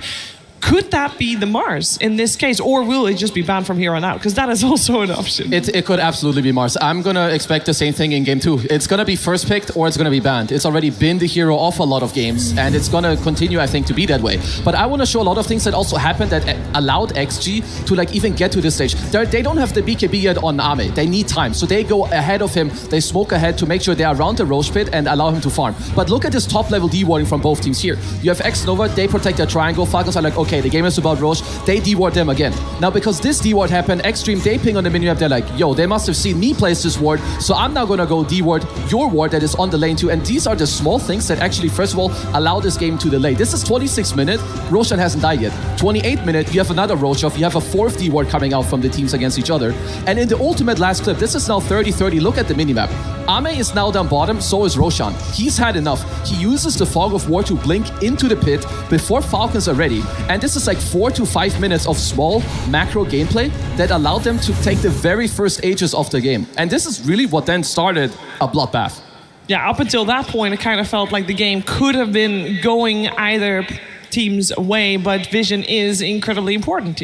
No, it is so critical. And then when you see the dewarding happening from, Kazu's clips, there's another moment in the game where they set up the map in such a beautiful way that they are able to smoke for 1 whole minute and Falcons have no information. Often when you're off map for about a minute, you're going to be identified. But you see here, Crit, he's drawing on the minimap. He's like, guys, they're on the top side. They're even using a scam. But look at the creep waves. Top's hitting the top tier tower for Falcons. Mid is getting shoved in. But XG, able to utilize the vision that they place, and there is just no good wards on the map for Falcons to truly understand. One's on the bot side, one's on the top rune. Like the map is getting choked out from the vision game, and when you get to play a slow game, vision is critical. All it takes in Dota is one jump to unlock the next big objective, be it Roshan, tier 2, high ground, and XG played it flawlessly in the mid game. Yeah, and why was this a slow game? Because after the draft was done, I was told, Effie, that Falcons was going to have a very scary early game.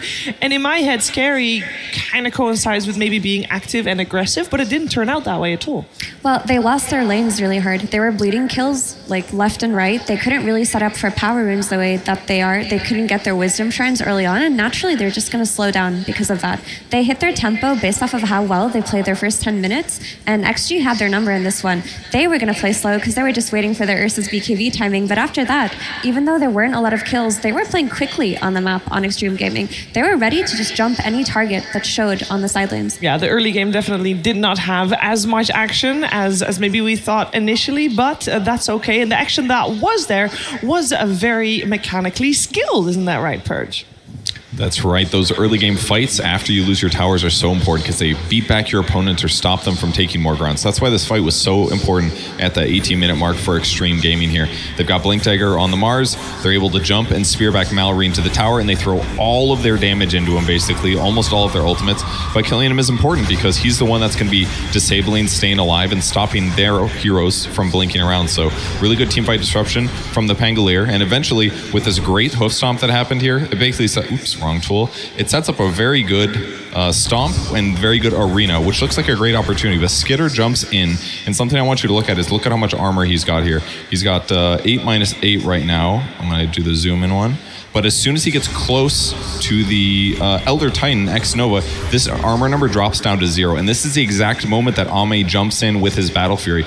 And if you take a look over here as well, he forgot to use Warcry, or he chose not to because he needed to jump in immediately to save his teammates. And as a result, he's got -8 armor because of his Mask of Madness, which is why he died so stupidly fast. I mean, they even used the Pavis here to give him some HP, but it doesn't really matter if you got -8 armor. So this was a really sick read by Xtreme Gaming to recognize, oh, we're down 2 heroes, but we can still blow you up right now. So they took that opportunity, won that team fight, and that really helped ensure that that laning stage disadvantage that Falcons had didn't get any stronger. Yeah, very well put there indeed. And of course, both teams are looking forward to seeing what might change in that game number 2. Maybe different pick order, different heroes, definitely as well. And I'm wondering, what can we really learn from a game like this? Because considering it was so slow, do you think either team will try to speed it up, or is that too risky? Because playing that fast does come with risks. I would say that both teams actually kind of got what they want. Even like Malrine, he has a lot of level 25, level 30 heroes. He didn't have the best game, but I would attribute that more to Xtreme Gaming. I think they played very well. They didn't give them many opportunities in the game, so I wouldn't even call this an off game from Falcons. I just think XG, they brought their A game. I don't think you change too much when it comes to the draft. You just gotta bring it in the game. Agreed. I think Xtreme Gaming, they have their momentum from their amazing win yesterday into their energizing win today into this game. They caught Falcons off guard, and now Falcons have to wake up because if you look at their draft, Skeeter on Sven, ATF on Pango, Malrian on his Ember, Snaking on his Enchantress, Crit on his Snapfire, these are their heroes. Well, I know 2 people who are great at waking other people up. Slacks and Tsunami. Hello, everyone. Yes, indeed. Can we tell the future, my friends? This is the Oracle TI, in case you didn't notice, because you're dumb. Anyway, yes. Will we be able to tell the future here today? In fact, we will. You see, in pubs after the International, there's a bit of time until the next patch, and typically, people will pick whatever they picked at the International, making, pro builds into very, very bad pub builds. So, I have gathered the greatest seers in all of the arena, the random people standing behind me, who will make prophecies upon what we will see in your future disgusting pub games. Let us go and speak to other seers. Hello, what do you think we will see after the International in pub games? I'll probably think of Hoodwink with Helm of Dominator, but just in general, Helm of Dominator, any kind of support. Pulling the lanes, giving us some free tasty last hits on big creeps. It's going to be wonderful. Absolutely disgusting Helm of the Dominator, pause 4s and pause 5. Write it down, Tsunami. Dark times ahead. Put it on the sacred slate, please. Slacks, I don't want to do the character. Please don't make me do the voice. Do the voice, Tsunami. We practiced the voice for 20 minutes in the back. Tsunami, do the voice. Oh, Sia, I shall write down Hoodwink and Helm of the Dominator. Don't do the voice anymore, Tsunami. Hey, they love it. Keep doing it. What do you think we'll see after the International? I got a couple of things. Okay. First of all, the runes. I've been following the decoding of the runes. Yes. Maybe like this Azizov character. Let's not spoil the secret runes, young man. Maybe. Don't look at, I don't know shit. You think they tell me anything? I will tell you right now, for fun. But maybe we might see something. What else? Meta-wise. Why? He keeps looking at you, making me uncomfortable. Goodbye, young man. Goodbye. Hello? Hello. Everybody buys 2 Dominators and switches them in the inventory. Double Dominator switcheroo.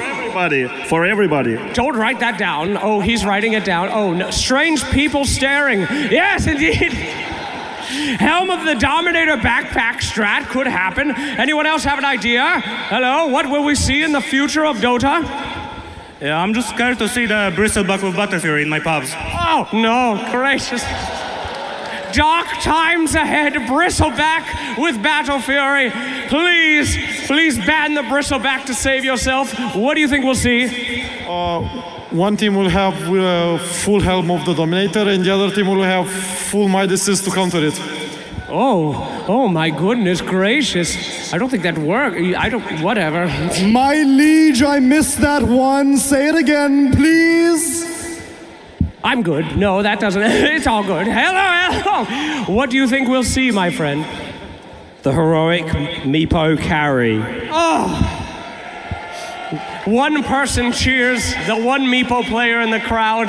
'Tis a good day for you, but terrible for everyone else. What shall you see? Satanic's Tinker carry. Oh, God! My heart cannot take it. Foul times are ahead of us, Tsunami. What have you got written down? Last one right here. What do you think? Maybe Battle Cup Turbo Mod? Oh. Okay, could happen. All right, everyone. Tsunami, do you like our choices? The choices are sound, my lord, and thou shalt pick Hoodwink and Helm of the Dominator. Strange people will stare at you and make you feel uncomfortable. 2 Dominators, 1 in the backpack and 1 in the inventory. We're gonna keep having Bristleback's grief games. That's just business as usual. Yuma Meepo, any love for the Meepo picks that we had during the road? And... Okay, now you guys are cheering because I tell you to, but I want you to be real on this one. Do you actually want to see Tinker carry?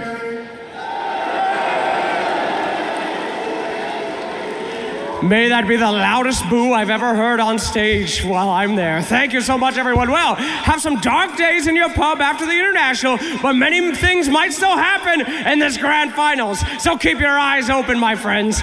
Good luck. It's going to be hell out there.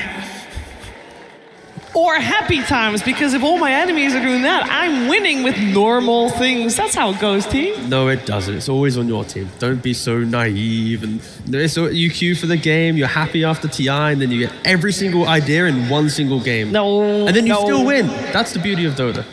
You see, you still win. Okay, that's all. I was going to put you down and bring you back up. I know, we're good. Speaking of winning, Xtreme Gaming just won that first game, so there's a lot of talk going on in the back, I would imagine, with both of the teams and how they will adapt to Go. How do you want them to adapt? Well, I think the easy answer is the respect of Mars in the series, but I think the critical point will be Elder Titan, right? X-Nova, the stand-in, he wasn't on XG until, of course, unfortunately, Paulison fell ill, and X-Nova has entered the team with exceptional Elder Titan gameplay, and I feel like every clip we're going to ever see, it will be the buff-ups of the ET, the sleek disengages, everything about this hero makes it a grand finals hero.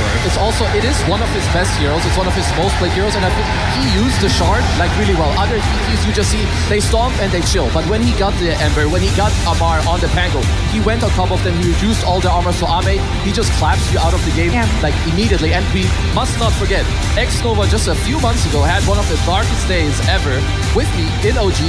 We sucked. There was nothing going on, but this guy, he's incredible. He's making this comeback. He's playing so well. I'm just really happy to see like the 2 teams playing this well and going up against each other. He's been sharp the entire tournament, and also the TP cancel on Sven, that was his Earth Splitter early on. If that hadn't happened, they would have not traded the Quap kill for the Sven kill, which tipped a lot of the momentum in XG's favor. And the dewarding clips that you showed us earlier, there was a cool stat that we didn't get to talk about yet, but actually Snaking and X-Nova, they're averaging around the same amount of dewards per game. Both of these teams are getting around 8.8 in a game, and he was probably the only one competing with Falcon supports on that. The next one was P-Vision at 7 dewards. they have respectful map play. I say that, and it's like very honest, traditional Dota, right? The way that they move, the way they do, they're not utilizing, helmet dominators to, shadow push a wave and not have to do it. Like, they're doing it the old-fashioned way, which is why these stats are so similar and why this finals, again, still should be so competitive. What about that hoodwink dominator though? They were doing a little sneaky. A little. map It was like, play. why? I was like, what?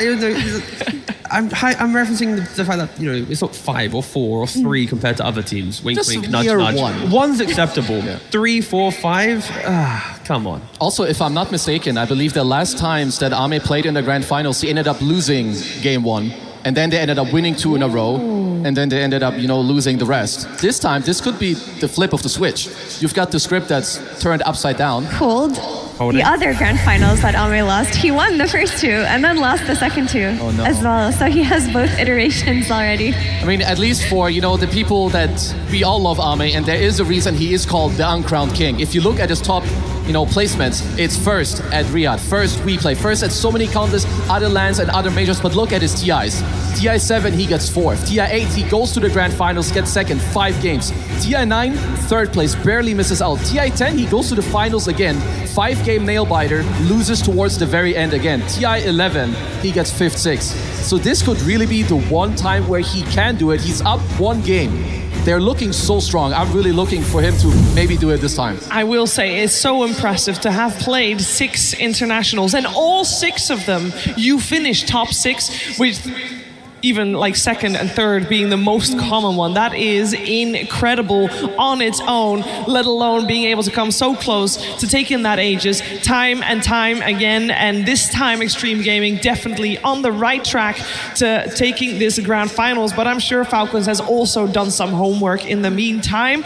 There's one question I still had. When we saw in that previous game Malrine having such a rough time, you could feel that Xtreme Gaming knew to target him.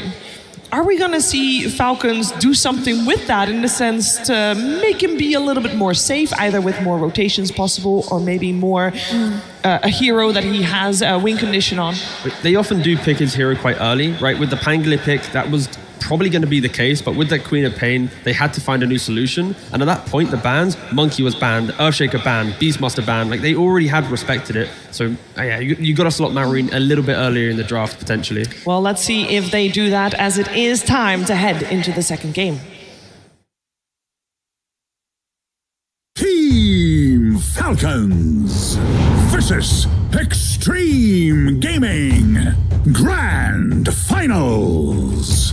Game 2. And we are in the thick of it already. We got Falcons, Radiant, Xtreme, Dire, and the first pick is on the board. We have Xtreme Gaming this time with the pickup of the Beastmaster. As kind of expected, the Mars was banned out fairly early by Falcons already. They leave the Sniper in for this particular game, and they answer with an Enchantress. Not just the Mars Chiefs, but they've just put total respect on XXS's heroes pool. They take out his Shaker, they take out his Centaur. They don't want any of his shenanigans this time around. A lot of the big Malrine heroes that we were just referencing are already banned or picked. So interesting enough, Malrine will have to think about a new hero once again that he hasn't relied on to get to this position. My take on that last game was that the Ember would have looked better if the supports had a better game. Because Ember is a hero that needs to play with the supports, and the Snap didn't get level 6 for a very long time, and they were feeding on these side lanes. Typically with Falcons, Stay and Crit will rotate so early and play with Malrine. This just didn't happen, so the Ember looked bad. He also looked a little uncomfortable, to be fair, like slight change. Some of them he was missing in the mid-river when he got ganked by the Hoodwink. Other Ember players would have been able to jump out. He wasn't like, he hasn't played it that many times in his career. He did play it once already at the International. It looked really dominant, but compared to his other heroes, it just didn't look to be in the same league. I like that Falcons don't shy away from the Ench, right? The snaking Ench looked phenomenal in the entire tournament. It looked good last game too. So just because you lose once with it, don't go away from it. You're up against the Beastmaster, but at the same time, XG, they've banned out the 2 best heroes in my mind that Falcons would like to play against the Beastmaster. You've got the Gyro, you've got the Weaver. Because Skeeter, unlike other carry players, he cares a lot about having, like, his game is like important to him, but it's more important that he slows you down. So they're gonna have to look for a replacement that lanes well with Ench to slow down the Beastmaster themselves. And it does give permission to XG to buy 1 Dominator. 1 Ench equals 1 Dominator, that's fair, it's honest Dota 2. I mean, you know it was going to happen anyway with the Beastmaster. But Ench is one of the old school lane counters as well. Sure, you cannot enchant the Dominator, but you just take a boar on lane and you stick it to Beastmaster. Falcons want a lot more tempo in this game, right? The way that ATF plays the Bristleback, he's throwing himself into early fights very quickly. And we've already said it many times, pacing is what beats XG. And with the first 2 picks from Falcons, it's what they're going for. But once again, this Elder Titan, 5 games, 100% win rate, it is exactly what you want to see to survive that early game. It does so much to dismantle any early aggression. It's the same support duo from XG. They owned with it in game 1. You take it into your game 2. Hoodwink as well against Bristleback, incredibly strong. You've got the break, you get some roar into the sharpshooter. There's a lot of damage coming out to you if you're Falcons. The good thing for them also, they can flex the Bristleback. Yeah, it is, I would say Amar plays it probably the best out of all the players they have, but it would be a nice answer for you in the lane against the Beastmaster when you play this Bristle and Ench together. Malrine Primal Beast. If you want to create some chaos in the game, throw in the Primal, throw in the Bristleback, just run through XG. Don't give them time to think about the early game because, yeah, Falcons, they want to fight this time around. Primal Beast doesn't put doesn't put Malrine in a position where he gets counter-picked by XM or has to worry about his pick. Last game, there was a Queen of Pain. That's a lane-dominating type of hero. He had to go for the Ember. Primal Beast on Malrine, he doesn't even have to lane. He just cuts the waves, drags them behind towers, will pull them into waves, and always make sure he has his farm regardless of whatever pick will come out on 18 here. Ooh. For XG. And the Ringmaster, right? We saw Crit play this before. When there is single target jump and that big pickoff, having Escape Pact is critical. So with with the Hoodwink and the Beastmaster in play, wanting to go for that explosive damage, I don't mind it at all. The cool thing about Ringmaster is that it forces your pick that you maybe wanted something different to have to be a hero that builds Nullifier. If they were looking at a different style of carry for Ame, like another repeat of that Ursa, they can't do that comfortably because Ursa doesn't slot a Nullifier into his pool early enough. Always the way when there's not a lot of lockdown and pucks in the pool, XM's gonna want to pick it up. It's just great against the backline, right? You're gonna show them to each other. And ET always, you want not just a physical guy who abuses your physical damage, you want the spirit with the magic damage. X and Puck, it has looked absolutely phenomenal. On Falcons too, you have the option of flexing new heroes around. I would say that Amar is the better Bristle and Malrine is the better Primal Beast, but they have options because they have the ultimate last pick of the draft. Falcons turn to ban. Let's see what's getting banned out here. We got the Dragon Knight already removed from the pool. Looks like both teams want to get their carry for their overall last pick.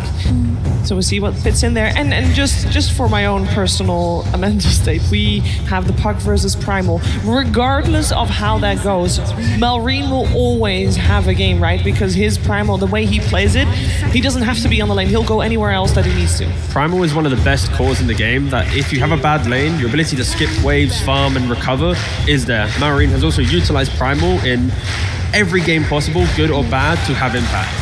And when you look at Primal Beast and what makes him effective in an early game, it's the question of how successful will he be when he's off the map, when he rotates to the side lanes, when they don't see where he is, how afraid will they be? And if you have one Hoodwink on a side lane and an ET on another, you can't really stop this Primal Beast from early rotations, from charging in and trampling over you. They don't have the lockdown to do so against him. I'm kind of liking potentially Lifestealer, right, for XG. Sure, there's a Primal Beast to grab you, but you can buy Radiance, disassemble it later for the Nullifier. It gives you ways to eat through the Bristleback through the game. You don't really care about Ench. Like, the game kind of secures the scaling for your team.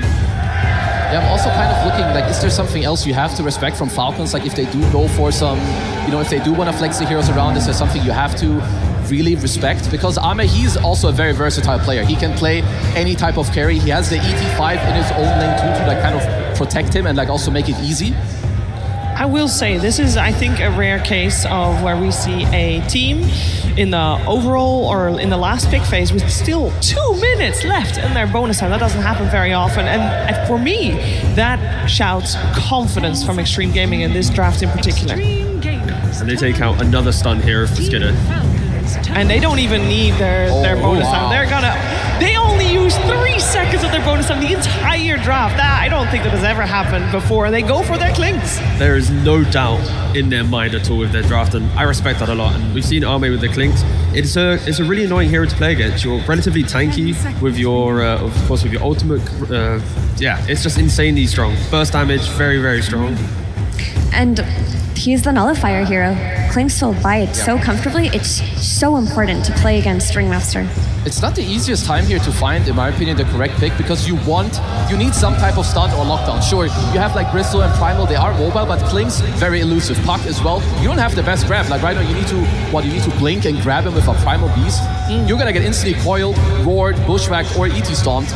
So I'm not sure if they want to take it here into like some offline pick for Amar that gives you the lockdown. Do you just give him the Bristle, put another guy on Skeeter who can do the blink stun? Because that's why XG banned those heroes. You have no DK, you have no Sven.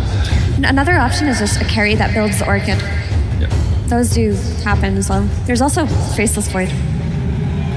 Let's see if they get Abaddon it is.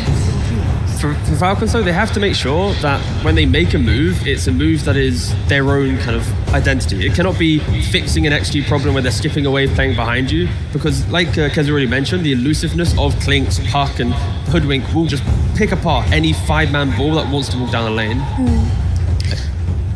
I think normally when you play against heroes that as the game progresses become very problematic, like Puck, because you lack disable, a 5-man ball can be very effective, especially if you win your lanes. You just make it so that they don't have a net worth advantage, you end the game before they're too strong, and that's another way to play into these Pucks and these Storms. So if Falcons have a stronger early game, this really works, and Skeeter's Abaddon is one of his comfort heroes. He can also itemize against the Puck. He can just go Radiance, Blink, into Orchid, into Bloodthorn, and that can be their damage plus lockdown. The thing there is Abaddon still needs those 3 items to then feel like he can truly win the game. And is that enough time for XG to feel like they come online, to take that one fight, to take the comeback? Because we're expecting Falcons to have the early game tempo.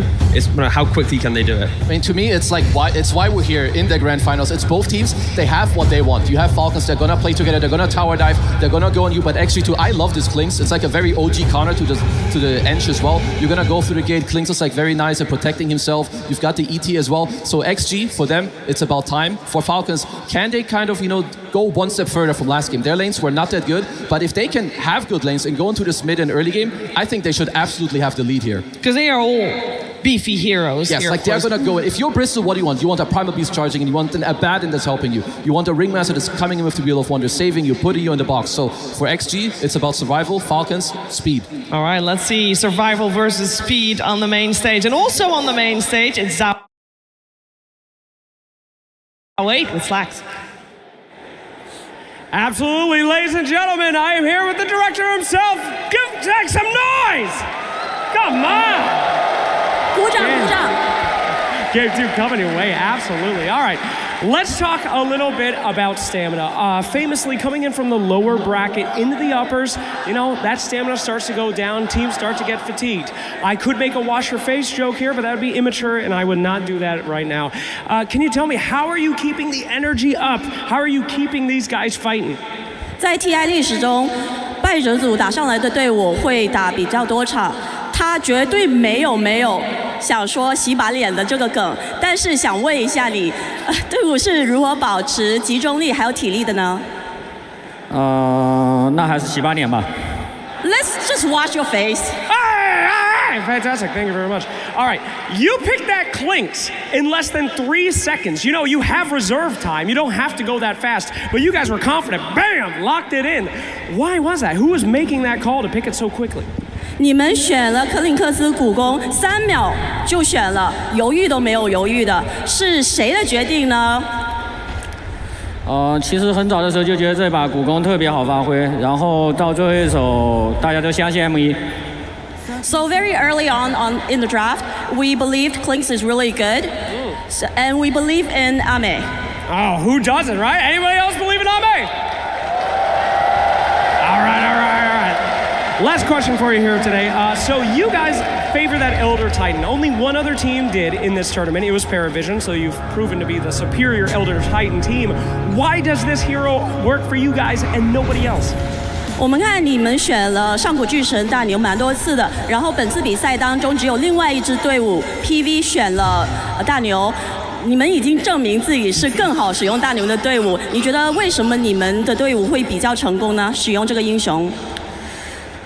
一个是选手玩的比较好，我觉得 Xtreme 的大牛玩的特别好，还有感觉对面根本针对不了我们。Well, one thing is that the player plays it really well. Xnova's Elder Titan is amazing, and they just have no way to counter us. All right, well, we'll see about that. Thank you so much, my friend, for an excellent interview. Thank you as well to Helen, our translator. And we'll throw it to game number 2.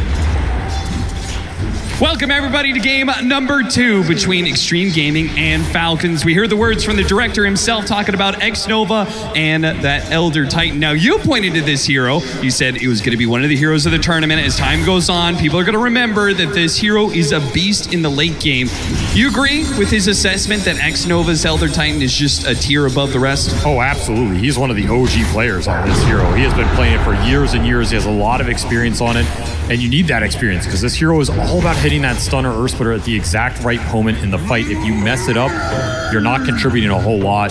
This is a really nice tool XG has brought out in this series, and one Falcons are going to have to address. They're trying to address it through the laning phase, giving him bad lane matchups, giving him supports that are difficult to interact with, also mid laners that are really mobile. Sometimes the CT can suffer with direct lockdown compared to a lot of other hard stunning supports. That game 1 though, it did not push through, and we saw some big plays coming out from Xnova, especially with this Hoodwink ET duo. They get it again here in the game 2. Falcons did not deny this combination, so you're gonna have that insane spell amp, and you have this puck to play off of it. A lot of long range artillery coming out from this XG lineup. It really does go to show just how amazing a player Xnova is he wasn't even originally on this roster. Filling in for Pelosin, he's managed to step up. Of course, he's got a history of synergy with Ame, and there's no doubt about it that he is a top-tier TI caliber player. But it is amazing that Xtreme Gaming have managed to fit him into the lineup so effortlessly. It's up to Falcons to fight back. Down a game, not out of it yet. They want a strong laning phase here, as the panel mentioned. A lot of fast-paced heroes in this Falcons lineup, a lineup that could absolutely just end this game going higher at that 25-30 minute mark, particularly with this Abaddon pick for Skeeter. I think they had a couple options in that last slot. Into trouble, Falcons. Are they going to claim first blood this time? The Quill, not enough, and Xnova gets the kill on Crit first. You're happy with the trade-off of support for core, but Falcons just get single digits away from first blood. Mar would have liked that 100 bonus gold there. Won't get it in time, but still happy with the laning prowess that they're asserting. This is looking like a triple lane win for Falcons, exactly what they want with these Enchantress-oriented lineups. And that's quite a turn from game 1, where we saw very early on, it was Xtreme getting the CS advantage in the first couple of minutes. I think a lot of that was that Mars. Like that first pick Mars, I think caught him off guard a little. It set the pace straight out of the gate. XXS had a very fast start on that hero. He was just so far ahead out of that lane phase. The Beast is going to be a little slower here, especially into the Enchantress. Not a fun lane. You can't abuse the boards as strongly. You have to go the Axis build. Abaddon can shield it off. Not a fun lane for this Beast to fight into. And this Bristle can be annoying for the Clinks. It's one of the few melee heroes that can cause you problems because he can chase you down.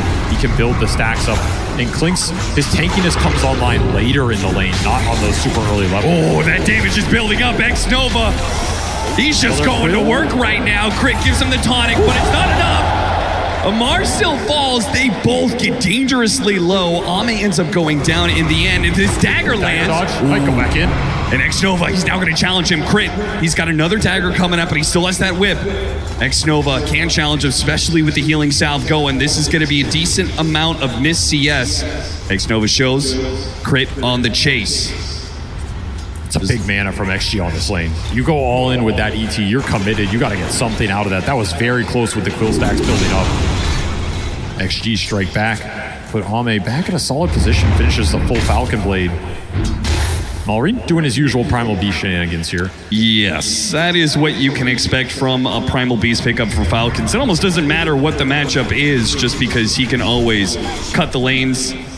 Let's cut between them in tier 2 and farm up neutrals at the same time. It's interesting, they put this deep dire jungle ward, almost expecting these primal rotations through that jungle. Right. I don't think it's a move Malrine would have committed to, but just getting vision on him helps you play the map a little bit better. Expecting the shenanigans, perhaps. Malrine, as a result, is up in both CS and experience, so he might get to that level 6 first. We'll see what commences if Falcons try and make a play off of him into the mid lane, or if we're going to see Malrine make the rotation. I think you make the rotation this game. I think that's why you pick Primal. You can rotate these side lanes super successfully. You can just keep pulling waves. You can be off map for a long time. That move can be difficult to read. And you have some pretty decent side lanes to kill. Going in on this Klinks, going in on the Beastmaster, building momentum for your two side laners could be really nice in this style of game. That was the first thing I thought when I saw a Klinks pickup into the Primal Beast. I was like, okay, that is a bold move because this Primal Beast is probably going to be trying to hunt down this Klinks non-stop in the first 20, 30 minutes. It's a great target for Malrine. If you can connect once or twice, it's going to feel great here. Not a lot of defensive options for Ame if he just gets trampled on. Be a whole lot easier if they could get a power rune, in particular something like an Arcane or Haste rune. Malrine? Will it spawn top for Malrine or will it go bottom for XM? It's an Invis rune for Malrine, so Malrine does get it, but not the biggest power rune in the world in this early game. I was hoping for something more aggressive there, but he'll take it. And he's having a way better start here than he did in that game one. And I think he's on a hero that can just impact the fight a lot more directly. We don't see Ember for a reason, and I think it was odd that Falcons ended up in a position where they were last picking Malrine's hero. Very rare for them in this tournament. If you go back and look at all the games, right, they have been just jamming his hero early. A lot of these mid-melee brawlers. So having this setup probably feels a lot more comfortable for them. They're able to draft accordingly. Lane pressure building up on the safe lane with the Enchantress as X-Nova trying to threaten that Shrine Steal, but I think it's way too difficult to man up here. I like that. He pulls the hard camp too early, so it'll be difficult for Crit to be able to re-pull it at the right time for another stack. This bottom lane, though, is being pressured heavily. They're just going to run over Xinkyu and set up for the Wisdom Shrine. That's going to be a double for Falcons. They got this last time. Perfect move from Malrine. At the exact point in this game you want that mid to get over there. Set that kill up, double Wisdom Shrine. Do to XG what they did to you last game with Ame taking it away. And set your supports up for success here. Very fast start for this Falcons lineup. XM will do what he can to pressure the mid tower, but it's just not the same as, say, a Dragon Knight. Oh, not even close. I mean, his best tool is to counterplay the Malrine Beast, Primal Beast around the map with the coil. But a move like that's just too fast. There's no ability to react. And you need damage to follow up on your coil to bring him down in this game. He's already up to 1200 HP, 10 armor. Puck cannot kill this hero alone. You need support. Losing Wisdom Shrines means the damage from your support duo is going to come out way later in this game. No Earth Splitter, no Sharpshooter for a long time. More space, more time for Malrine to just rampage around the map. This could be a free tower last hit. There Secured.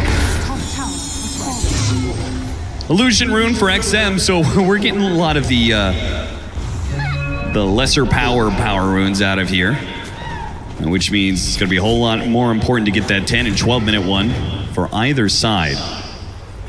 Another same defensive jungle ward there to spot out these aggressive rotations now that they've given up the top tower. Certainly going to see a lot more heroes occupying this space. You can continue to dodge here, but ultimately you're going to have to find something to get levels on your supports.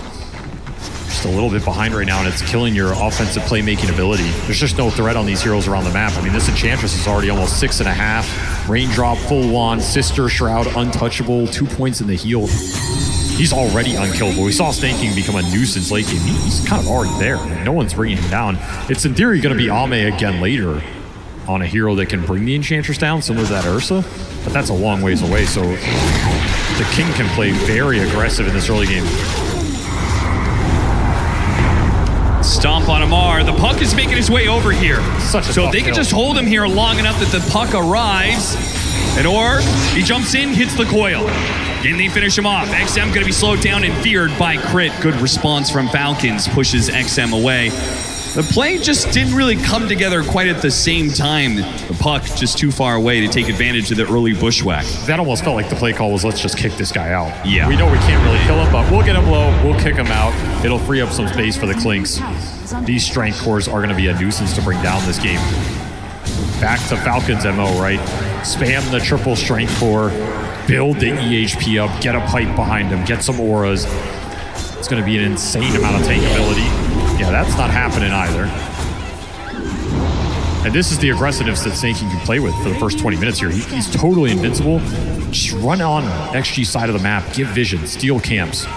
threaten the pokes behind the tier 1s, get the wards in deep places that are going to set up further plays for your team. This is all information that Malrine can play off of. It's all power runes that are automatically being secured from him just off the presence of this Enchantress that nobody wants to deal with right now. Xnova, he's a bit surrounded here. The daggers into the Viscous Nasal Goo, okay. And he can't TP out either because Crit is ready to stop that one, so his life is kind of forfeit here. There's that fear. And Falcons up 2,000 net worth. This is looking way more like a Falcons game. They get an advantage off the laning phase. Now they're going to start building that, and they're going to bully you with that net worth advantage with their strength heroes. I mean, they're already tough to kill, but you get a net worth advantage on top of that.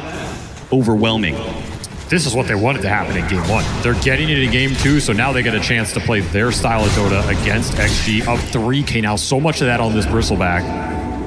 If ATF is the most farmed hero in the game, I think your chance to win it goes up considerably. This is this man in his element. He is the best in the world at playing this carry style off lane. He is in prime position to do just that. Going first item Lotus, going to be a little early tank ability and utility here. Great scaling against the Beastmaster Roars. You're almost always going to want it at some point in the game. Of course, you get a little regen to boost up your farm speed. And XG still looking for the support ults here, man. It's just been mega delayed. Yeah, without that, they simply do not have a way to stop this Bristleback from farming right in front of their tier 2. They need Xingqiu badly to get to his 6 and get the sharpshooter for the extra bit of bursting damage, for the break mechanic. There's so many things that it provides. Same goes with the Elder Titan, right? The biggest damage spell he has is that Earth Splitter. The fact that their Wisdom Shrines got taken away from them is causing them more and more problems. They also, again, going straight Helm on this Hoodwink, potentially for Xingqiu. They have a Helm on the Beast. They do have some split push stall mechanisms, right? If you can get these items up, start pushing the lanes into Falcons, make these immobile cores show on parts of the map they don't want to, that can be a way to slow this game down and just get to some more scaling on your tri-core here. Especially if you can defend this tier 1 mid. Biggest pressure point on the map right now, tier 1 mid for XG. Can you keep this tower alive, protect Ancients for XXS, protect the upper jungle area for Ame as Amar starts to assert his advantage. He finishes this Lotus, we might see that smoke towards mid, especially with the Primal Beast Blink. Have you ever seen a Helm Dom creep on a Skeleton Warrior?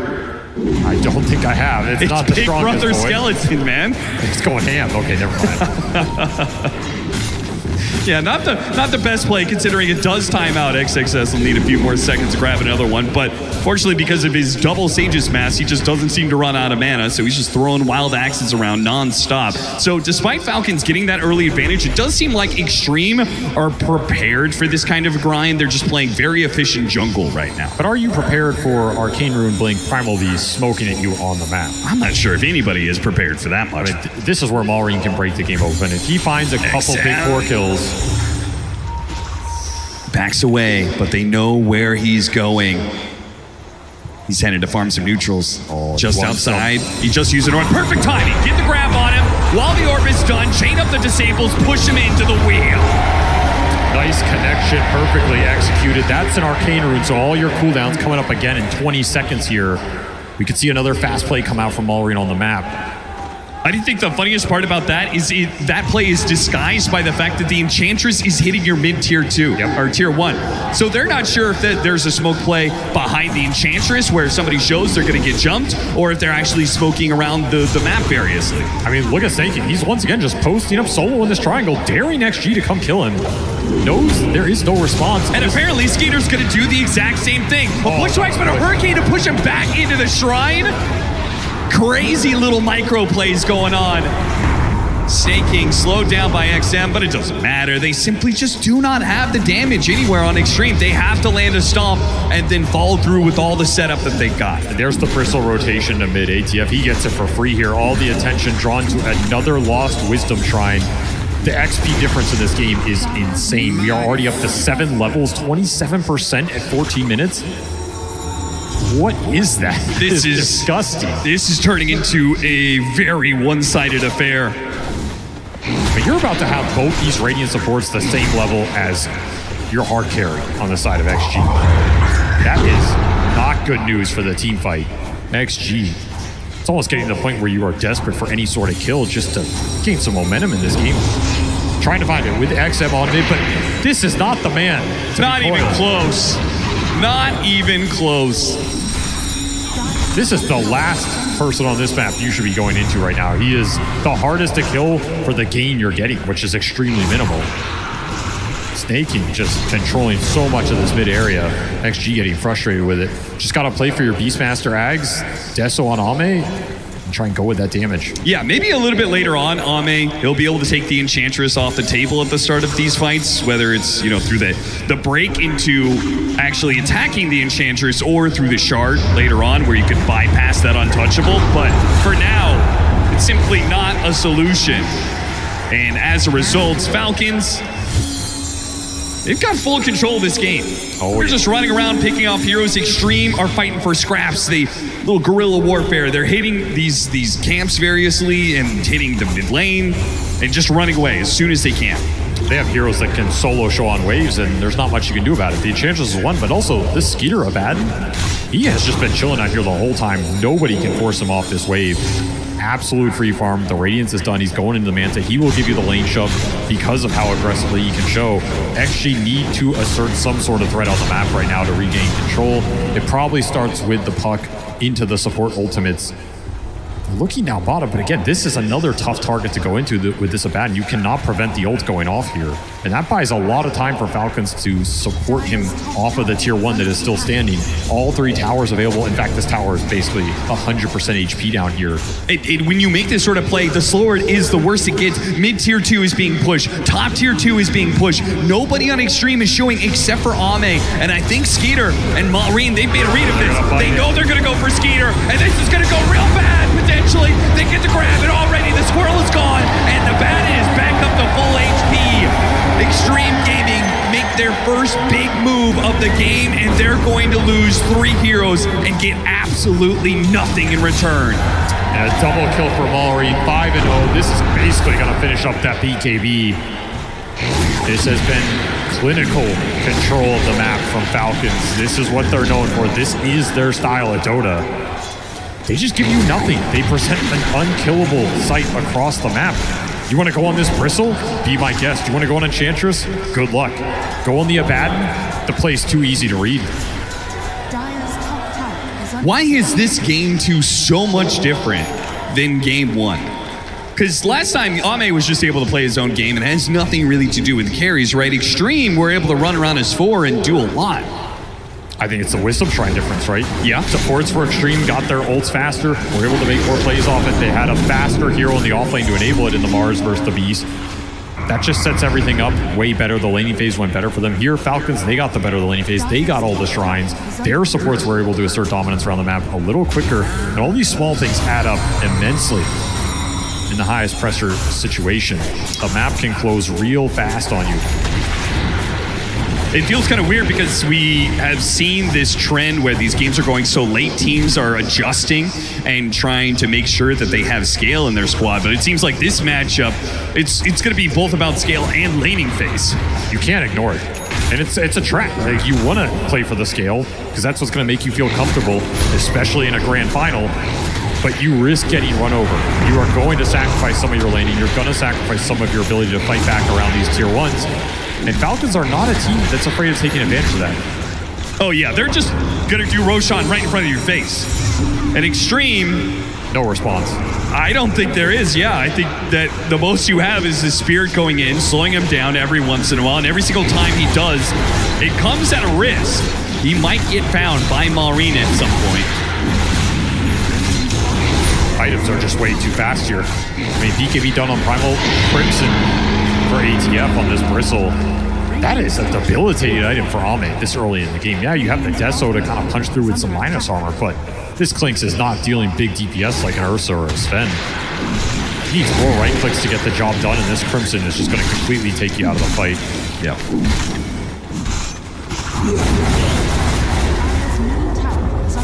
Now we're going to see some of this classic Ame and Yatoro Clinks where once they pick up the shard, they're going to start bursting down waves and then disappearing off the map. So it will start to become harder and harder for Falcons to maintain control, to keep Xtreme locked on their side of the map, to keep them down in net worth. We are seeing it flatline a little bit. I mean, they got a lot of this bottom half of the map back in their control. Got to start ratting it out of it. No way you can take a head-on fight right now. Xnova looking to steal this. Set up here with a ward. I don't even know how he would do that with Elder Titan of all heroes. I mean, we got to pause right as the spirit hits. If I'm crit, I'm like, yo, where the hell is the spirit coming from right now? Yeah. Maybe they just don't care, though. That's a nice little shard for the Ringmaster.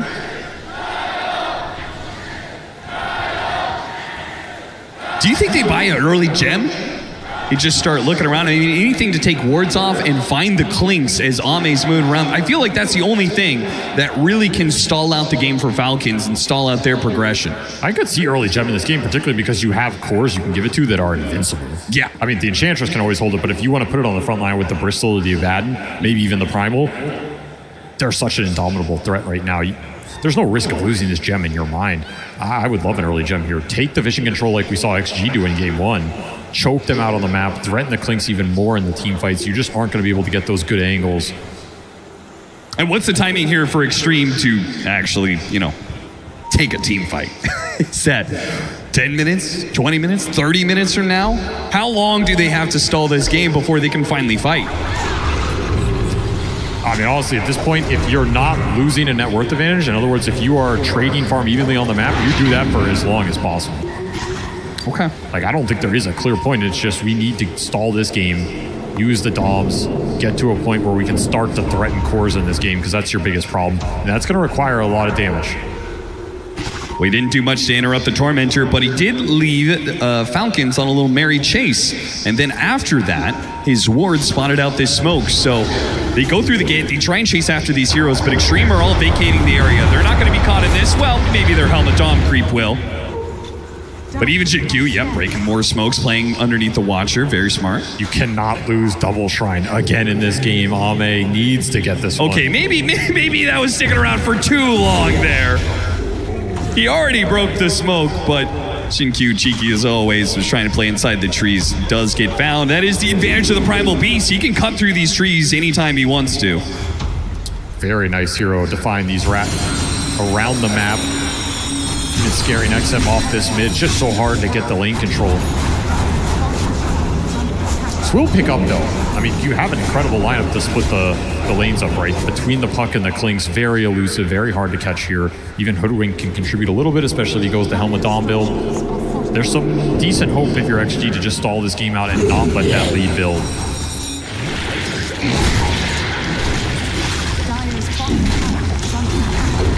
And Amar takes some tier 2s. You take that tier 2, you take the outpost, more and more map control. I do almost wonder, would Falcons be strong enough to just hit high ground and say, you have to fight us? I think Amar is strong enough, honestly. Yeah, well, we saw he wasn't scared of the high ground whatsoever. Farmed a creep wave underneath the tier 3, joins his team to the mid tier 2. The thing is, Falcons can absolutely go high ground. They've built all the early utility. You have sustain from Enchantress. You have shields from a bat. I think they will make this play. And that is the downside for the rat action from Xtreme. You're not going to have time to see this style through. You can keep farming the side lanes. Puck and Beast are on the edges of the map. Your base is dying. You have to take this fight. Somebody's got to kill this mid wave. And then somebody's got to cut the next wave. No one's in position to do that. No. So the other option is you either concede this mid lane of barracks at 22 minutes, or you actually play to fight. Falcons got what they wanted. Everybody back to the base. Except for this XXS Beastmaster stayed out. They will try and hunt him, clear him out of the map. Yeah, he's getting so close to BKB, and that would be a really big upgrade to their team fight potential. He's going to run into crit. Try and roar and kill him here? Yeah, Maureen, he's going to jump in, and he gets grabbed on XXS. No roar goes out just yet. The roar's still available, though. XXS, he can throw it out now, and he'll TP away. The whip is going to be there in time. The TP, ill-advised for XXS. He tries to chase down Crit, but it just will not work for him. Kited out by the constant daggers. Meanwhile, Lamar still hitting your tier 3s. He's chipped it away just a bit more, and now that there's no Beastmaster, it feels like the gates are wide open. They're trying to stall his damage, but he has just planted himself here. Truly invincible in this front line. Still 20 seconds for that Aegis. The early itemization gives him so much tank ability at this point in the game before the late game Flink scaling comes online. And there's the gem in 24 minutes. Staking buys one. We'll see if he passes it off to somebody else or if he holds on to it. I'm gonna take your pick. The Aegis does expire, so Falcons, they won't get a lane of barracks out of this Aegis. Likely to wait out for the second one. That has been Falcons' MO. When they get in a lead like this, we saw it in the road to TI. I mean, they are willing to just build up an absurd net worth lead. Doesn't always work out for them, but it usually does. I think this will be a little bit of a difficult game to do that if you just play the map straight up. If you're constantly forcing XG to respond to something, either high ground or Roshan, Torment or whatever it is, that's what's going to build you the lead. But you haven't seen them catching the big cores on the sides of the map. The Bristle's not equipped to do it, the Abaddon's not equipped to do it, so you're really relying on the Primal Beast, and he also has to keep his farm up to continue scaling here.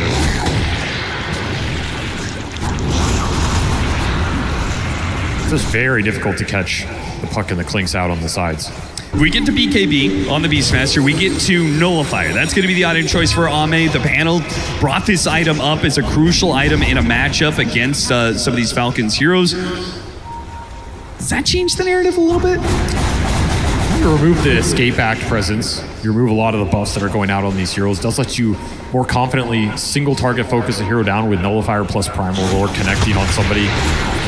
I mean, you stop the save, but can you threaten the hero in the first place is my question, I guess. Well, that was actually close. I mean, if you can't threaten him, then the team fight's just out the window anyway, right? So you have to believe you have enough single target DPS, and this will set you up to convert that single target DPS into a guaranteed kill.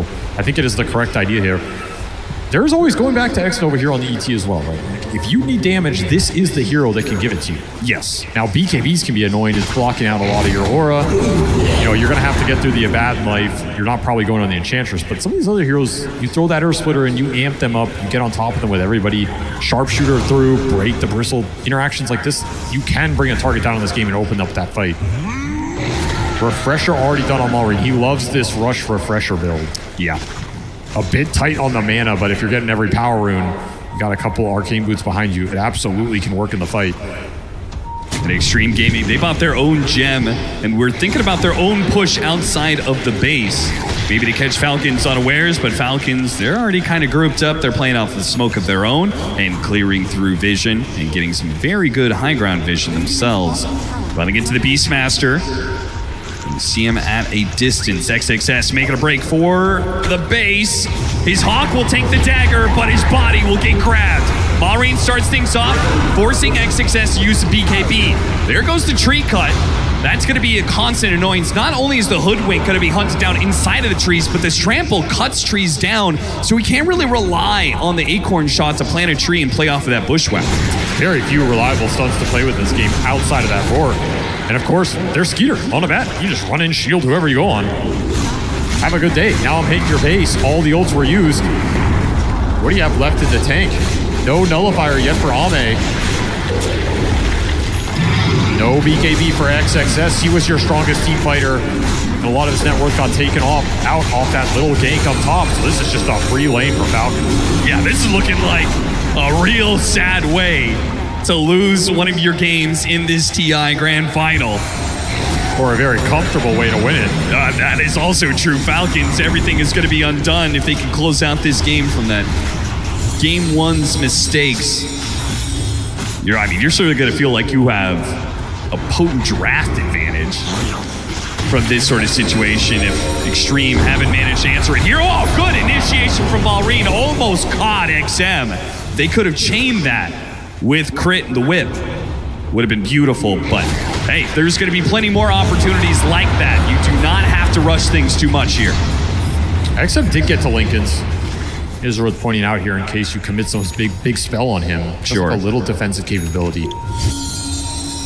I mean, there's already an Orchid for Skeeter. He's immediately trying to answer it, put more threat onto this puck, and there's your ticket high ground. Second Roshan available for Falcons. They will instantly clean it up. And this will prompt a smoke from XG. They feel like they have a better shot contesting this than taking that high ground fight against the Aegis. Scan goes out. Falcons leave the pit. Ame's also about as strong as you can ask him to be at this point in time. Yes. Level 18, Nullifier done. If they can't make it work now, then you may just have to accept that this is a GG call.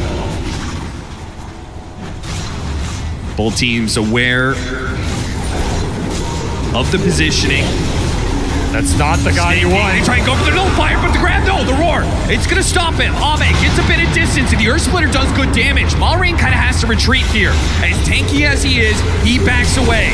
Now chasing after the Hoodwink, doesn't get that either, and they got the ultimate out of the Skeeter Abaddon. This is going pretty well for Xtreme, and now with the break, they go after the Abaddon. Escape back to help protect him. No nullifier back up for Xtreme just yet. Malrine with the refresh, though, goes back in with a BKB, and a second round. No roar to protect him this time, and Skeeter on top of him. What a bushwhack, but Ame simply cannot output the damage. These heroes of Falcons, they are just too big and too bad. That felt like a fight where XG executed it absolutely to the limit. You couldn't ask for more. They popped so much early, and they will end up losing basically everybody. Just too much sustain, too much tankiness in this lineup. They are too far ahead off the lanes, and that is likely going to secure Falcons this game to win. And if it does, and you're XG, you're going to have to make some big adjustments going into game 3, because this was the kind of pace and laning phase you were trying to avoid in this series. This is one of your weaknesses this tournament. You cannot give this team this kind of start. They just completely run away with it. Relatively low death timers because we're just so early into the game. It's only 30 minutes in, and Falcons are threatening a second lane of barracks. 14 seconds seems a bit too long to protect this one. Xtreme will have to hold out on that third lane. Protect against Megas, but Falcons, they can take this. They can back out. Roshan is open for the taking now. You also just finished up pipe on Enchantress, limiting that ET presence, limiting that Hoodwink magical burst damage. Yeah, this is looking like just disgusting Falcon setup that made them so dominant in the previous year's regular season. Just max the early EHP across the board. Damage test your enemies. And if they fail, the game just ends. A scan reads what's coming from Xtreme. A desperate 5-man smoke to get to the pit in time. But Falcons, ever patient, will back away from the Roshan pit and force Xtreme into this uncomfortable position where they watch as the mid lane and the bottom lane push into their base. They want to contest Roshan, but how long can they just hold this position to do so? They cannot hold it forever. Meanwhile, Falcons, they will sit on this hill until something happens. They are in no rush right now. They know they have this significant 5-on-5 advantage. They have the auras in this early game. They have the tanky frontliners that XG have to jump. Just put ATF on the front line and dare XG to jump him. Xtreme definitely going to be put to the test of that bend, don't break style. Practically doubled over. Oh, Ame, he wants that Skeeter's damage. just going to go for it. He blinks right to the middle of them. And Ame's just got to keep on running. XM hoping to protect him here. Now there is the roar stopping out Malrine, but look at the Enchantress threatening Ame. He's running away from a 5 position who gets saved by the escape back, plus the Aphotic Shield. They've got so many things to bail each other out. As many spells as Xtreme can land, as many hits as Ame can do, it just doesn't even make a dent in the Falcons' armor. Too much sustain. Way too much sustain for this lineup to punch through this early into the game. I'm sure they dealt like 6, 7, 8k damage there. And what did you threaten? Half the Enchantress' HP pool? The sad part is it's just getting worse and worse. They might be dealing more damage, but they're dealing a less when it comes to the percentage of Falcons' HP pools. It just looks like they are tankier than ever. Sages could be a killing blow in this game. Yeah, Ame, he picked up a Crystallis, but I mean, it feels like you need a Daedalus and another item to even come close, but need a Divine Rapier at this point. Yeah. He's cutting waves best he can. Amar playing totally isolated because he can, because even if they could kill him once, he's the one with the Aegis, and by the time they threaten him a second time, feels like his team will probably be able to make the move to support him. I mean, I love they gave him Aegis here twice, right? Like, just let him go ham on the front line. He has this scene read. He's going to deal a crap ton of physical damage. He can threaten the tower, and then all you have to do is worry about shielding the Primal Beast if he gets jumped. And that's it, right? There is no threat to the lineup other than that. Yeah, you don't have to put the Abaddon on the front lines and play that weird game where it's like, oh, they got borrowed time out of us, now we have to reset a little bit. Nah, just let the Bristleback do his thing, man. Nair's Enchantress passing a core. Felt like we would see it at some point in this series with how well Snake King plays the hero. Quite sad for XXS, who has had a wonderful tournament. But this is a rough game for Xtreme Gaming as a whole, and that final push is going to be coming their way. 3.5 minutes to take one lane of barracks. Falcons. This looks free. I mean, how does Xtreme, can you even come up with a scenario where they actually win this team fight? Yeah, 5-man coil, 5-man bushwhack, landed ET stomp on top, Earth Splitter goes through, you amp it up on everybody. ATF disconnects. It's definitely doable here. Okay. Excellent. Well, if the Elder Titan isn't alive, now what do you give the chances of that happening? A lot lower. He does have buyback, and that is certainly what Xtreme are going to have to play off of. Lots of buybacks, as many as they can get. The Beastmaster and the Hoodwink with the other two to have it. Maureen just trying to make Xtreme Gaming flinch at this point. There's the banner drop. Let's get whittled down quite a bit, actually. XM is trying. Whittling it down won't cut it, though. Xtreme, they're going to need to do a whole lot more because the damage that Amar is doing right now, it's about to become permanent. You can't handle Megas this early into the game. No shot. You have to take the fight here. Have to find some sort of crazy jump. Trying to wear him down. Xinqiu finally does take away that banner, but who cares about the creeps? Amar, he is more than enough. He doesn't need creeps behind him. The buildings are almost gone, and Xtreme have yet to make a move. They're just going to concede this to Megas. There's no move to make. There is no target to jump. You see a Bristle with Aegis. You see an Enchantress you can't kill. And there's an Abaddon sitting behind everybody. The move just does not exist in this game. And I feel like it's almost insulting. Amar's just gone back for a 36-minute blade mail. Why not?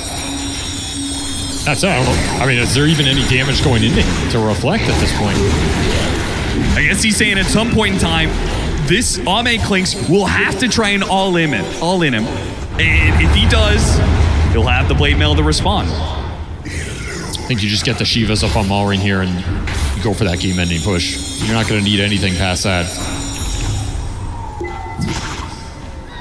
What do you even talk about if you're Xtreme? You're sure you're holding on to the game, but you all know that you've lost it. You're just talking about plans for the next one? Oh yeah, absolutely. Adjustments, what went wrong here. Got to plan something out to deal with these heroes, right? And it was going to be an issue in this series. Like, the tempo Falcons can set the laning phase they have is a lot stronger than what XG have shown. They get the upper hand. It's scary. You can rat it out. You can stall that game. We've seen XG do a tremendous job at coming back from these situations. This game is just impenetrable. The Aegis Bristleback is already here, and the Shiva's Primal Beast is now behind him. So 40 seconds. All right. To get Xtreme to respond. Here comes that all-in attempt onto the Aegis hero. Can't even kill him the once. Maybe with a stomp. No Earth Splitter yet. They gotta wear through this first life before they use big spells like the Earth Splitter. But the tier 4s are dropping pretty fast here. There goes the Shivas. Maureen tries to make his jump out the grab onto the Beastmaster. Can they blow him up? Or is the Primal Beast the one in trouble? He reframes Earth Splitter and actually interrupts him. That world step. Whoa, look at that! He goes right to the middle of them, and Maureen takes 3 down with ease. Falcons go into the Xtreme Gaming base. And Xtreme, they fight out to pretty much the bitter end, but they will call it quits, and we have a tie series now. The TI Grand Finals. It has been some time without a 3-0, but we will get it here at the minimum. And this should be quite the entertaining series because you have to expect that XG are going to make some adjustments going into the next game. They will not want to give Falcons this kind of start with these kind of heroes that just become so tanky so fast, they take you out of the game completely. it doesn't matter how good your teamfight execution is if there is no teamfight to take. There was not a single opening to exploit for XG in that game 2. A complete strategic victory for Falcons in game 2. As Dota fans, you love to see it, a tied series in the grand finals, meaning we are definitely getting at least 4 games in this one. Although if you're an Xtreme Gaming fan, this one might have been a little bit too one-sided for your liking, T-Guff. This was brutal. Yeah, this was the methodical beatdown that I'm expecting to see at least once in this series from Falcons. And of course, XG probably going to learn about how it happened. But yeah, the snaking and Enchantress, the way that they just break this map is so scary. Marine Primal Beast as well. Incredible game from them. When Falcons woke up in this game, the first thing that I want to start talking about really is that the side lanes went better. That offlane from Amar and Crit, they completely beat down on the Clinks. Like, it wasn't on screen very often, but the lane was constantly pushed into their tower, and the Clinks could not walk up. He couldn't contest for any of this wave or go to the big camp that was constantly getting pulled because Malrine was off map so often too. So Clinks not off to a good start on the side. The supports of Falcons able to come to the runes, able to go to the shrines. And Malrine, of course, rotation after rotation, he nailed it. No, like honestly, they just played really well, and I like what you're saying because Crit in game 1, it looked a little bit shaky. So not just, getting this win, making it easier for your team, but also to like boost your confidence, get that momentum for yourself, feel good about the game because they did nearly everything flawless from start to finish. This Skeeter Abaddon, this is his type of carry. He helps Malrine, he helps Omar that they can go into the fight, make it happen. Snaking Ench, back to back, flawless game from him, perfect itemization. If you're Xtreme Gaming, you have to find a way to slow down this Falcons train that's hitting you in the later stage of the lane, these first moves around minute 10, around minute 12, because they're like this Beastmaster and like playing into the Ench. I didn't really feel XXS in this game, to be honest. They just had complete map freedom, Falcons, right? Like every single highlight, you see the map progression. You go from one clip to next, it's the tier 1 towers are fallen, Marine's ganking the map. When Marine's ganking, you got Crit behind him or Snaking's there. You've got Abba farming one side. Amar literally didn't care at any point in this game. He's just chilling. Like the fact that there was zero pressure, even if XG went for a smoke, they optimistically tried to kill an Abaddon at a tier 1 tower, trying to layer the break in the silence, but it just didn't work. You cannot allow Falcons to do this. Oh my gosh, look at that scoreline as well. I mean, I know, of course, that Xtreme Gaming only got the 2 kills, but to see it like this in writing is just bad. It looks bad. I feel like this has never happened before. You've lost like a game. On the main stage in TI finals? A TI grand final, you have 3 players who weren't involved in a single kill. They're like 0-4-2, 0-2-0. It's not pretty. So absolutely, Falcons full beatdown start to finish, and they've got the heroes. They did have this in game 1 too, but I would say the execution wasn't there. But in game 2, they do it nicely. They come in clean. Man, Malrine on this Primal Beast, Effie. He was so good. I mean, this is why every team playing against Falcons is trying to shut him down, is trying to camp mid, ban his heroes, put him in unfavorable matchups. Because if he gets off to a good start, Falcons look unstoppable. He is always ganking these side lanes early on, always going to the Wisdom Rune battles. He got it this time, giving Falcons a double Wisdom Rune, and he's just a threat on the map, making it so that Xtreme Gaming, who wanted to draft for a later timing with their carry Clinks, could not reach it at all. Yeah, they just didn't have the damage, and we thought it was gonna be okay, but I guess the advantage that Falcons got in the start T-Gup, it was way too much. Yeah, they got it so quickly, and we're gonna look at some clips here about how they kind of set it up, because Falcons, when they make moves on the map, they always make sure that the one guy making the move, someone comes in behind to ensure that you're not really wasting any time. Maori, he comes to bot lane, he pressures the Hoodwink, Skitter's here, they're securing the rune. But Enchantress, after taking the Wisdom Rune, also stays here for a little bit longer, farm that additional camp, apply that additional pressure, and critically, Malrine, he's actually going to go through the Twin Gate eventually to go back through top to then apply pressure to the top tower. And then Snaking, he's going to take mid tower. So every single move they make within about a minute or 2, it's just constant, just take the XP, take the farm, whittle down your opponent, don't over waste your resources, because Malrine's taking towers, Snaking's leeching the XP that Malrine's sacrificing, but because of Malrine going to bottom, both supports got the double wisdoms. So everything is getting injected into Falcons, and it's only a 1k lead there, but the double wisdom, breaking the tier 1 tower, giving Snaking mid XP, free farm on Skitter, that is the recipe to snowballing a game. Yeah, and they definitely did a good job at that, which we can also see a little bit later down the line, Kazu. Yeah, because we have to compare, what happened with the net worth and how did, some heroes do against the other, because I want to highlight Amar. Amar versus Ame. The story of the game is a lot of the time about how much damage can the carry actually deal, but we already touched on the laning stage. Amar and Crit did incredibly well. And if we look at the itemization, at this point in the game, 22 minutes in, Amar already has Crimson Guard. He's playing this against a Desolator Klings and a Dragonlance and a Beastmaster. These two heroes basically deal about 0 damage. Not only that, he has a Lotus Orb to protect himself, protect his team. So there's so much pressure on XG, on Ame to like try and carry. And yeah, sure, they try to get to this nullifier timing later on, but now snaking. He has a pipe. They have more Lotus Orbs. They've got more HP. You can't kill them, and this is one of the big reasons why XG, they end the game with 2 kills. I mean, that Cling Strike, while it is cool on paper versus Enchantress, really did not work out in this game. Like, you saw the pressure that was going to come out of this Primal Beast, this Enchantress, and you think to yourself, you need a carry that can build this Nullifier because Ringmaster caught them off guard.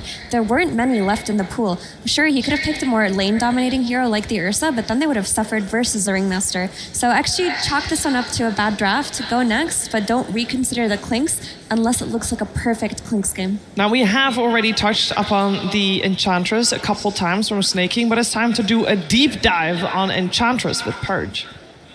Thanks, Cheever. It's one of the keys to the Falcons' strategy consistently throughout their games because it controls the map so effectively, but there's other pieces of the puzzle that really tied together and made this game so great for Falcons. I love their double ganking combo, the Primal Beast, as well as the Ringmaster that's putting Crit on a high damage disable layering hero so that they can do these crazy side lane ganks deep into enemy territory, because if they do these quick, nobody's going to be able to respond to this. And at the same time, they end up going bottom afterwards using the Twin Gate. This is when they contested the Wisdom Shrine here at 14 minutes. They basically scare their opponents away from it, guaranteeing even more level advantage on their heroes. And then Snake King continues to play aggressive on the Enchantress here. Amar takes the mid tower, and then basically this is just going to be Snake King's space. Now this might look a little weird. He's running into enemy territory. He's not here to ward. He's here to look at his opponents and make them think that his teammates could be behind him. And eventually they ping and they say, this guy's by himself, we gotta kill him. So they try to force a gank. He pops heal. 2 TPs, only 1 completed. That basically just creates space and hurts XG because now they rotated heroes to try to kill a guy that's really, really difficult to kill. In the previous game, a lot easier because they had an Ursa which can max out his attack speed very easily, and their lanes went well. So because Falcons had a better laning stage, he just gets to park himself in the mid lane. It's either him or Amar, the Bristleback, both very difficult to kill heroes, and everybody else is giga farming or setting up kills. So what this basically looks like to them, this kill especially, Mallory rotates here, he's jungling, he's waiting for an opportunity, and now he's got a great matchup against the Elder Titan. He doesn't have to worry about this hero at all. The hero can't stop him from getting this kill. So let's see what this looks like from the XG side. Their map is basically pushed in all the time. So their safety border is kind of like this, less than half of the map, so they're getting less resources, and they don't see where their opponents are. They sometimes see heroes when they get ganked. They are usually going to see where the Enchantress is, but the Enchantress is really hard to kill and defending the most vulnerable part of the map while still getting good farm. They can't really gank the Abba very well either, so their options just feel kind of limited, and they eventually try to kill the Abba. They rotate almost all their heroes. They approach this very wisely. They don't smoke the Beastmaster necessarily. And as they approach and dive him, the reaction is almost instant. The Primal Beast has already been rotating or TPing. They end up running into a bad team fight, which takes their disadvantage to a whole new level, just because of the way the Falcons have been playing the map and sitting on Enchantress in the mid lane. It's one of the big values of the hero that a lot of teams don't exploit enough. Yeah, it's definitely something that I'm expecting Xtreme to maybe address in the next game as well. I mean, there were a couple of issues to address in the next game. We also have talked a lot about how XXS, especially in that game 1, was the shining star, and he was definitely not able to do so in this game. It just was a rough lane for him, rough game for the whole team as a squad, of course. But if we are talking about offlaners for a little while, why not find out who people thought was the best offlaner of all time? Hello and welcome to the International Hall of Fame. This year we asked every single one of the 80 players competing at our event to rate the very best TI winners in history by position. So we've got your carry, we've got your mid, we've got your offlaner, we've got the hard support, and we've got the support. Now it is time for offlane. Gentlemen, which TI winning offlane player do you think deserves to be numero uno in the Hall of Fame? Who would you choose? Okay, may I guess one of them? Sure. I'm guessing one of them's 3-3. No. All right, you're crazy. Okay. Continue. I've got Collapse. That was my other one. Faith Beyond. Okay. Collapse. Reasons? Not even close. That's my reason. Not even close. Not even close. Yeah, it's not even close. In what regard? it's just he's here and the other people are here. It's not close. I think at various points in that TI, you have a team that has one of the widest gulfs in skill between them and any other team at that particular time. And you have an individual player on that team that was the best player on that team. So that's my argument for Faith Beyond, and still relevant nowadays. I think Faith Beyond makes a very strong argument for being number one in the off lane. He may not have won TI 2 times in a row, but I think he had a similar gap actually between the rest of the off laners. My argument for 3-3 is that I feel like he did things that no one else could replicate based on heroes, builds, and team strategy all coming to like collective victory on 2 separate teams. I'll spoil it for you now. Collapse is number one. Of course.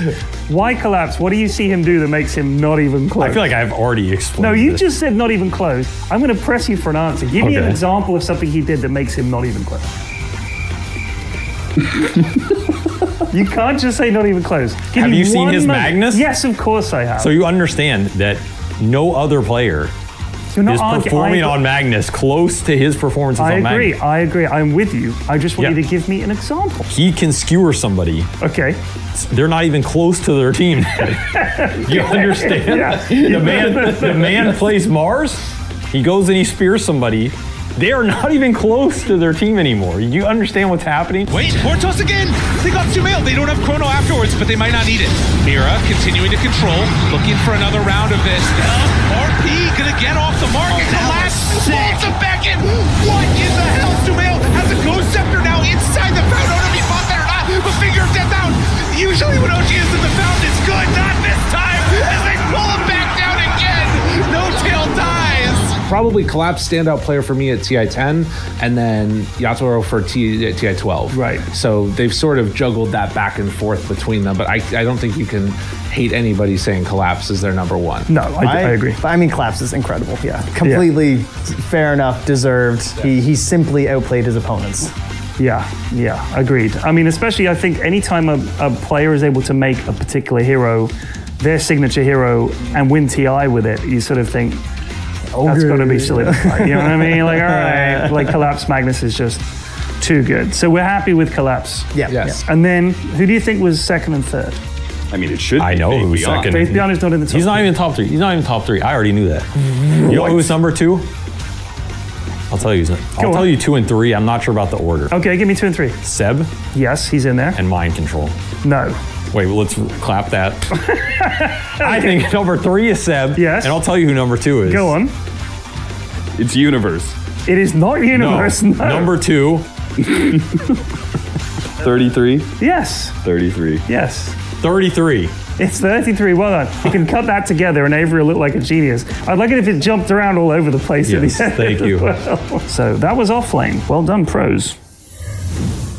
If there was a Hall of Fame, Collapse would be in there, right next to John Whipple's, of course, well deserved. And of course, Avery knew that the whole time round. He was just playing Kazoo. Yeah, he knows everything. But I will say a cool name they also mentioned, like Universe, like taking it down, like Memory Lane. There's also other people, like maybe, you have to put like Amar in there or XXS. You can mention Zai. A lot of legendary players in Dota 2.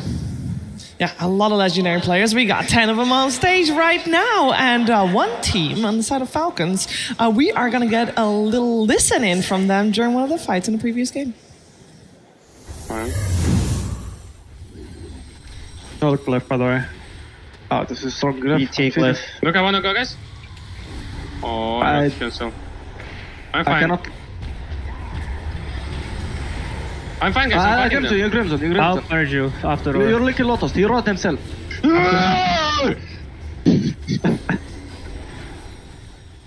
Someone's cheating here. I love that, especially the team is so quiet, Teacup, and then you know that they're just focused. So then the release of when the GG comes out is just right there. What's even cool for me as well is Elder Titan's innate is one of the most looked over innates, right? Additional damage during glyph. Did you hear the comms there? They went strong glyph. The fact that even talking about the types of glyph and also the energy, of course, that you're mentioning, I don't know. I just got excited when I heard them say strong glyph because they're respecting something that probably 99% of people in Dota. Fog loves this innate, by the way. Valve never removed this innate. Fog loves it. The fact they're talking about that shows how much they're thinking about every little thing in the game to make sure that they can win. The best part was just Mallory yelling, and then a few seconds after, before the clip cuts off, you hear Snaking go, "Someone's feeding here." Okay. Ooh. I mean, what I like about their comments is so it was very cool and calm, but everything they said, it allows someone to be more aggressive. I have Crimson, I have Lotus, I'm shielding you, I'm fine, don't worry about me. And then at the end, Malvine with his Primal Beast cosplay with a little roar. I like it. Get immersed in your hero. It was good energy coming out then, and I'm sure that all the 10 players are filled with energy again for the third game. Now that the series is tied, we've seen both teams taking one game. I will say that previous game definitely left Xtreme wondering where they will go next, and I will ask you guys the same question because we wanted the teams to play a little faster potentially, and it seemed that Falcons really understood the assignment with dominating the lanes from the get-go. How is Xtreme going to answer this? I mean, Xtreme have to build stronger lanes for themselves the same way they did in that game one, but they also need to be more attentive of these Malrine rotations. The reason why this Primal Beast looked so scary was because if you look at the supports in either side lane, they don't stop him. If he runs up their lane, they're gonna die. If you have an ET on one side lane and a Hoodwink on the other, these heroes are food for a hero like Primal Beast. They don't have a means to shut down this hero. So either change one up in your support duo or be more mindful that a hero like Primal Beast could come out later in the draft. And absolutely, one of the big things that we did see in game one, and also another way where I've seen Falcons lose games, is Marine doesn't have a good game or he's forced to gank his safe lane as opposed to the off lane. In game one, they have the Xtreme co-op, he slows him down in the mid lane, they play through it. In game two, this didn't really happen. You don't pressure the Primal in lane, and yeah, you can match him, but also, that didn't really happen too. But for me, what's really important is going into this game, as we see a little sleeper man in the crowd, is the people that have the experience, what are they saying to their teammates? He's back. He's back. Yeah, a little catnap in between games. This might be a very long night we got coming here. Another important thing to look at here is that Falcons target banned XXS in that first phase. They did not care for anything else. They took out his Centaur, they took out his Mars, they took out his Earthshaker. XG have been making magic happen with these Blink initiation type of heroes on XXS. And sure, Beastmaster has a stun, but it doesn't function in the same way as one of these initiation type heroes. It's a great hero to rally behind, but it requires for you to have won those laning stages and won that early game. So they've identified a big problem here on Falcons, and I feel like they're going to keep target banning him for the rest of the series, unfortunately. And that's where, as you already mentioned, if Malrine has a good game, then it kind of compounds, right? Because if you have a bad offlane for XSS and XM is kind of getting shut out because Malrine's playing quicker on the map, I really want to see either XM or XSS have a priority where they know their matchup to have a better lane. Because I feel like either of these players has the potential to grab XG and kind of throw them into the game. But when they're both shut out, there's no way Army is going to find the farm. You need one other core to make time, make space for you. There's also Falcons are very they understand heroes very well. They may not play Beastmaster as much on Amar themselves, but Skeeter's hero pool is very tailored to stop you from what you want. And Beastmaster is an incredibly tempo reliant hero. So when you open that hero and there's going to be the snaking Ench because you're going to take out his Chen, the Ench is coming. In my mind, try to take those two out. Maybe just prepare yourself for a Pugna. Look at an SD or something else, whatever you want. Take him away from these heroes that make your game incredibly hard to play. Because the Ench actually was killable in game one, right? You had Queen of Pain, you had Ursa, you had the Hoodwink, Mars. Any way when you step up, put two of those heroes I just mentioned together, Snaking dies, their information gatherer disappears, and then the fights can get harder. In the second game, Snaking kind of ran around for free, right? I'm not saying we need to rush to ban the Enchantress, but you need to respect that it's probably going to come out in the draft, and you need ways to stop him, because from the Purge clips, he had complete freedom. He was tanking coils, tanking camps, kind of doing everything he could to make the game super easy for all of his team to farm. Yeah, I think that Enchantress also looked exceptionally good because she was playing into a Beastmaster. And I think that hero, now that I was thinking backstage, if you're countering all three of XXS's playmakers and then you're leaving a Beastmaster in the pool and your carry plays Abaddon, you're just going to pick Abaddon every time into this Beastmaster offlane. And you're not concerned whatsoever. If you're going to pick Enchantress every time the Beastmaster potentially comes out, you're not concerned at all. And it felt like XG thought they solved Enchantress with Klings. He has that attack speed from Strafe. He's going to kill her regardless. He had a bad lane. He couldn't do anything. You can't just have your carry be the hero that kills. You need all of your draft to function so that the hero doesn't snowball. Well, let's see how functioning the drafts will be in the next game. Team Falcons versus Xtreme Gaming Grand Finals.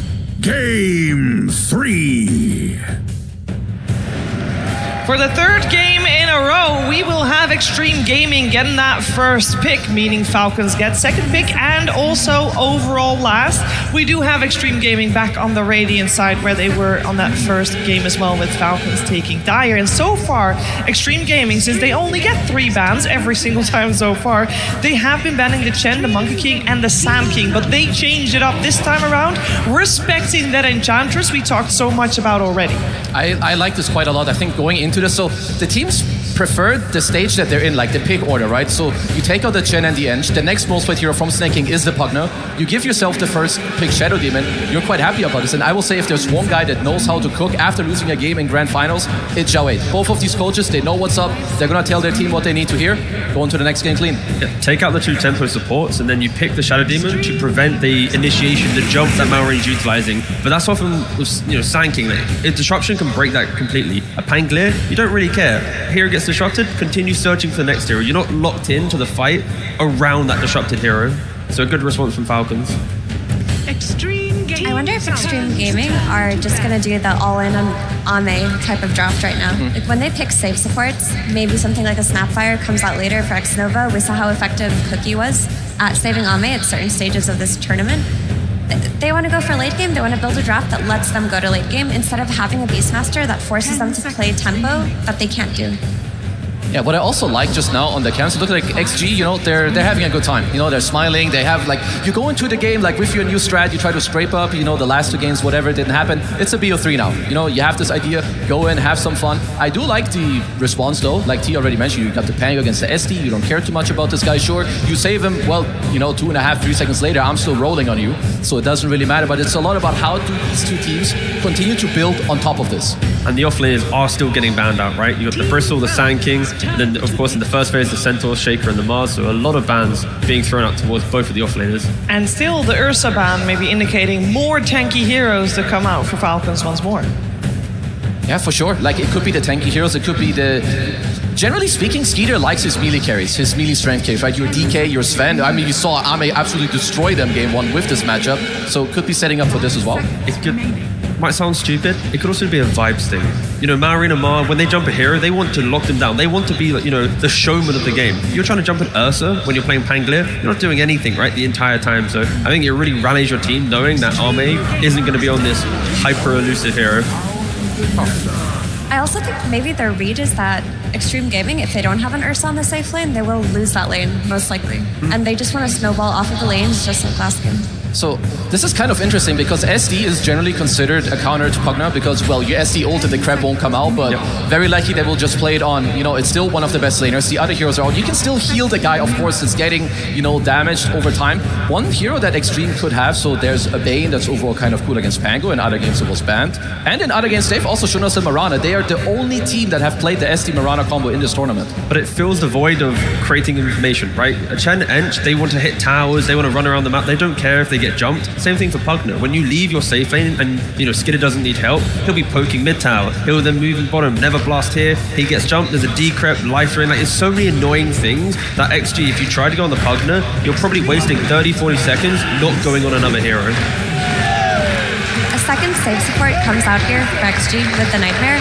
To me, this is just screaming that they want to build around Ame. They're trying to hold out for the late game. They're going to just get wave clear through their 2 cores and hope that Ame on a hyper carry can take it to late game. 10 seconds remaining. I mean, that is what they play for in like most of their games, right? And we saw just now on screen 2, X-Nova 5-0 with Bane, hasn't lost yet. Now the question for them is, what do you answer? Because this is a hard pick in this stage. You double pick, you see one Pango.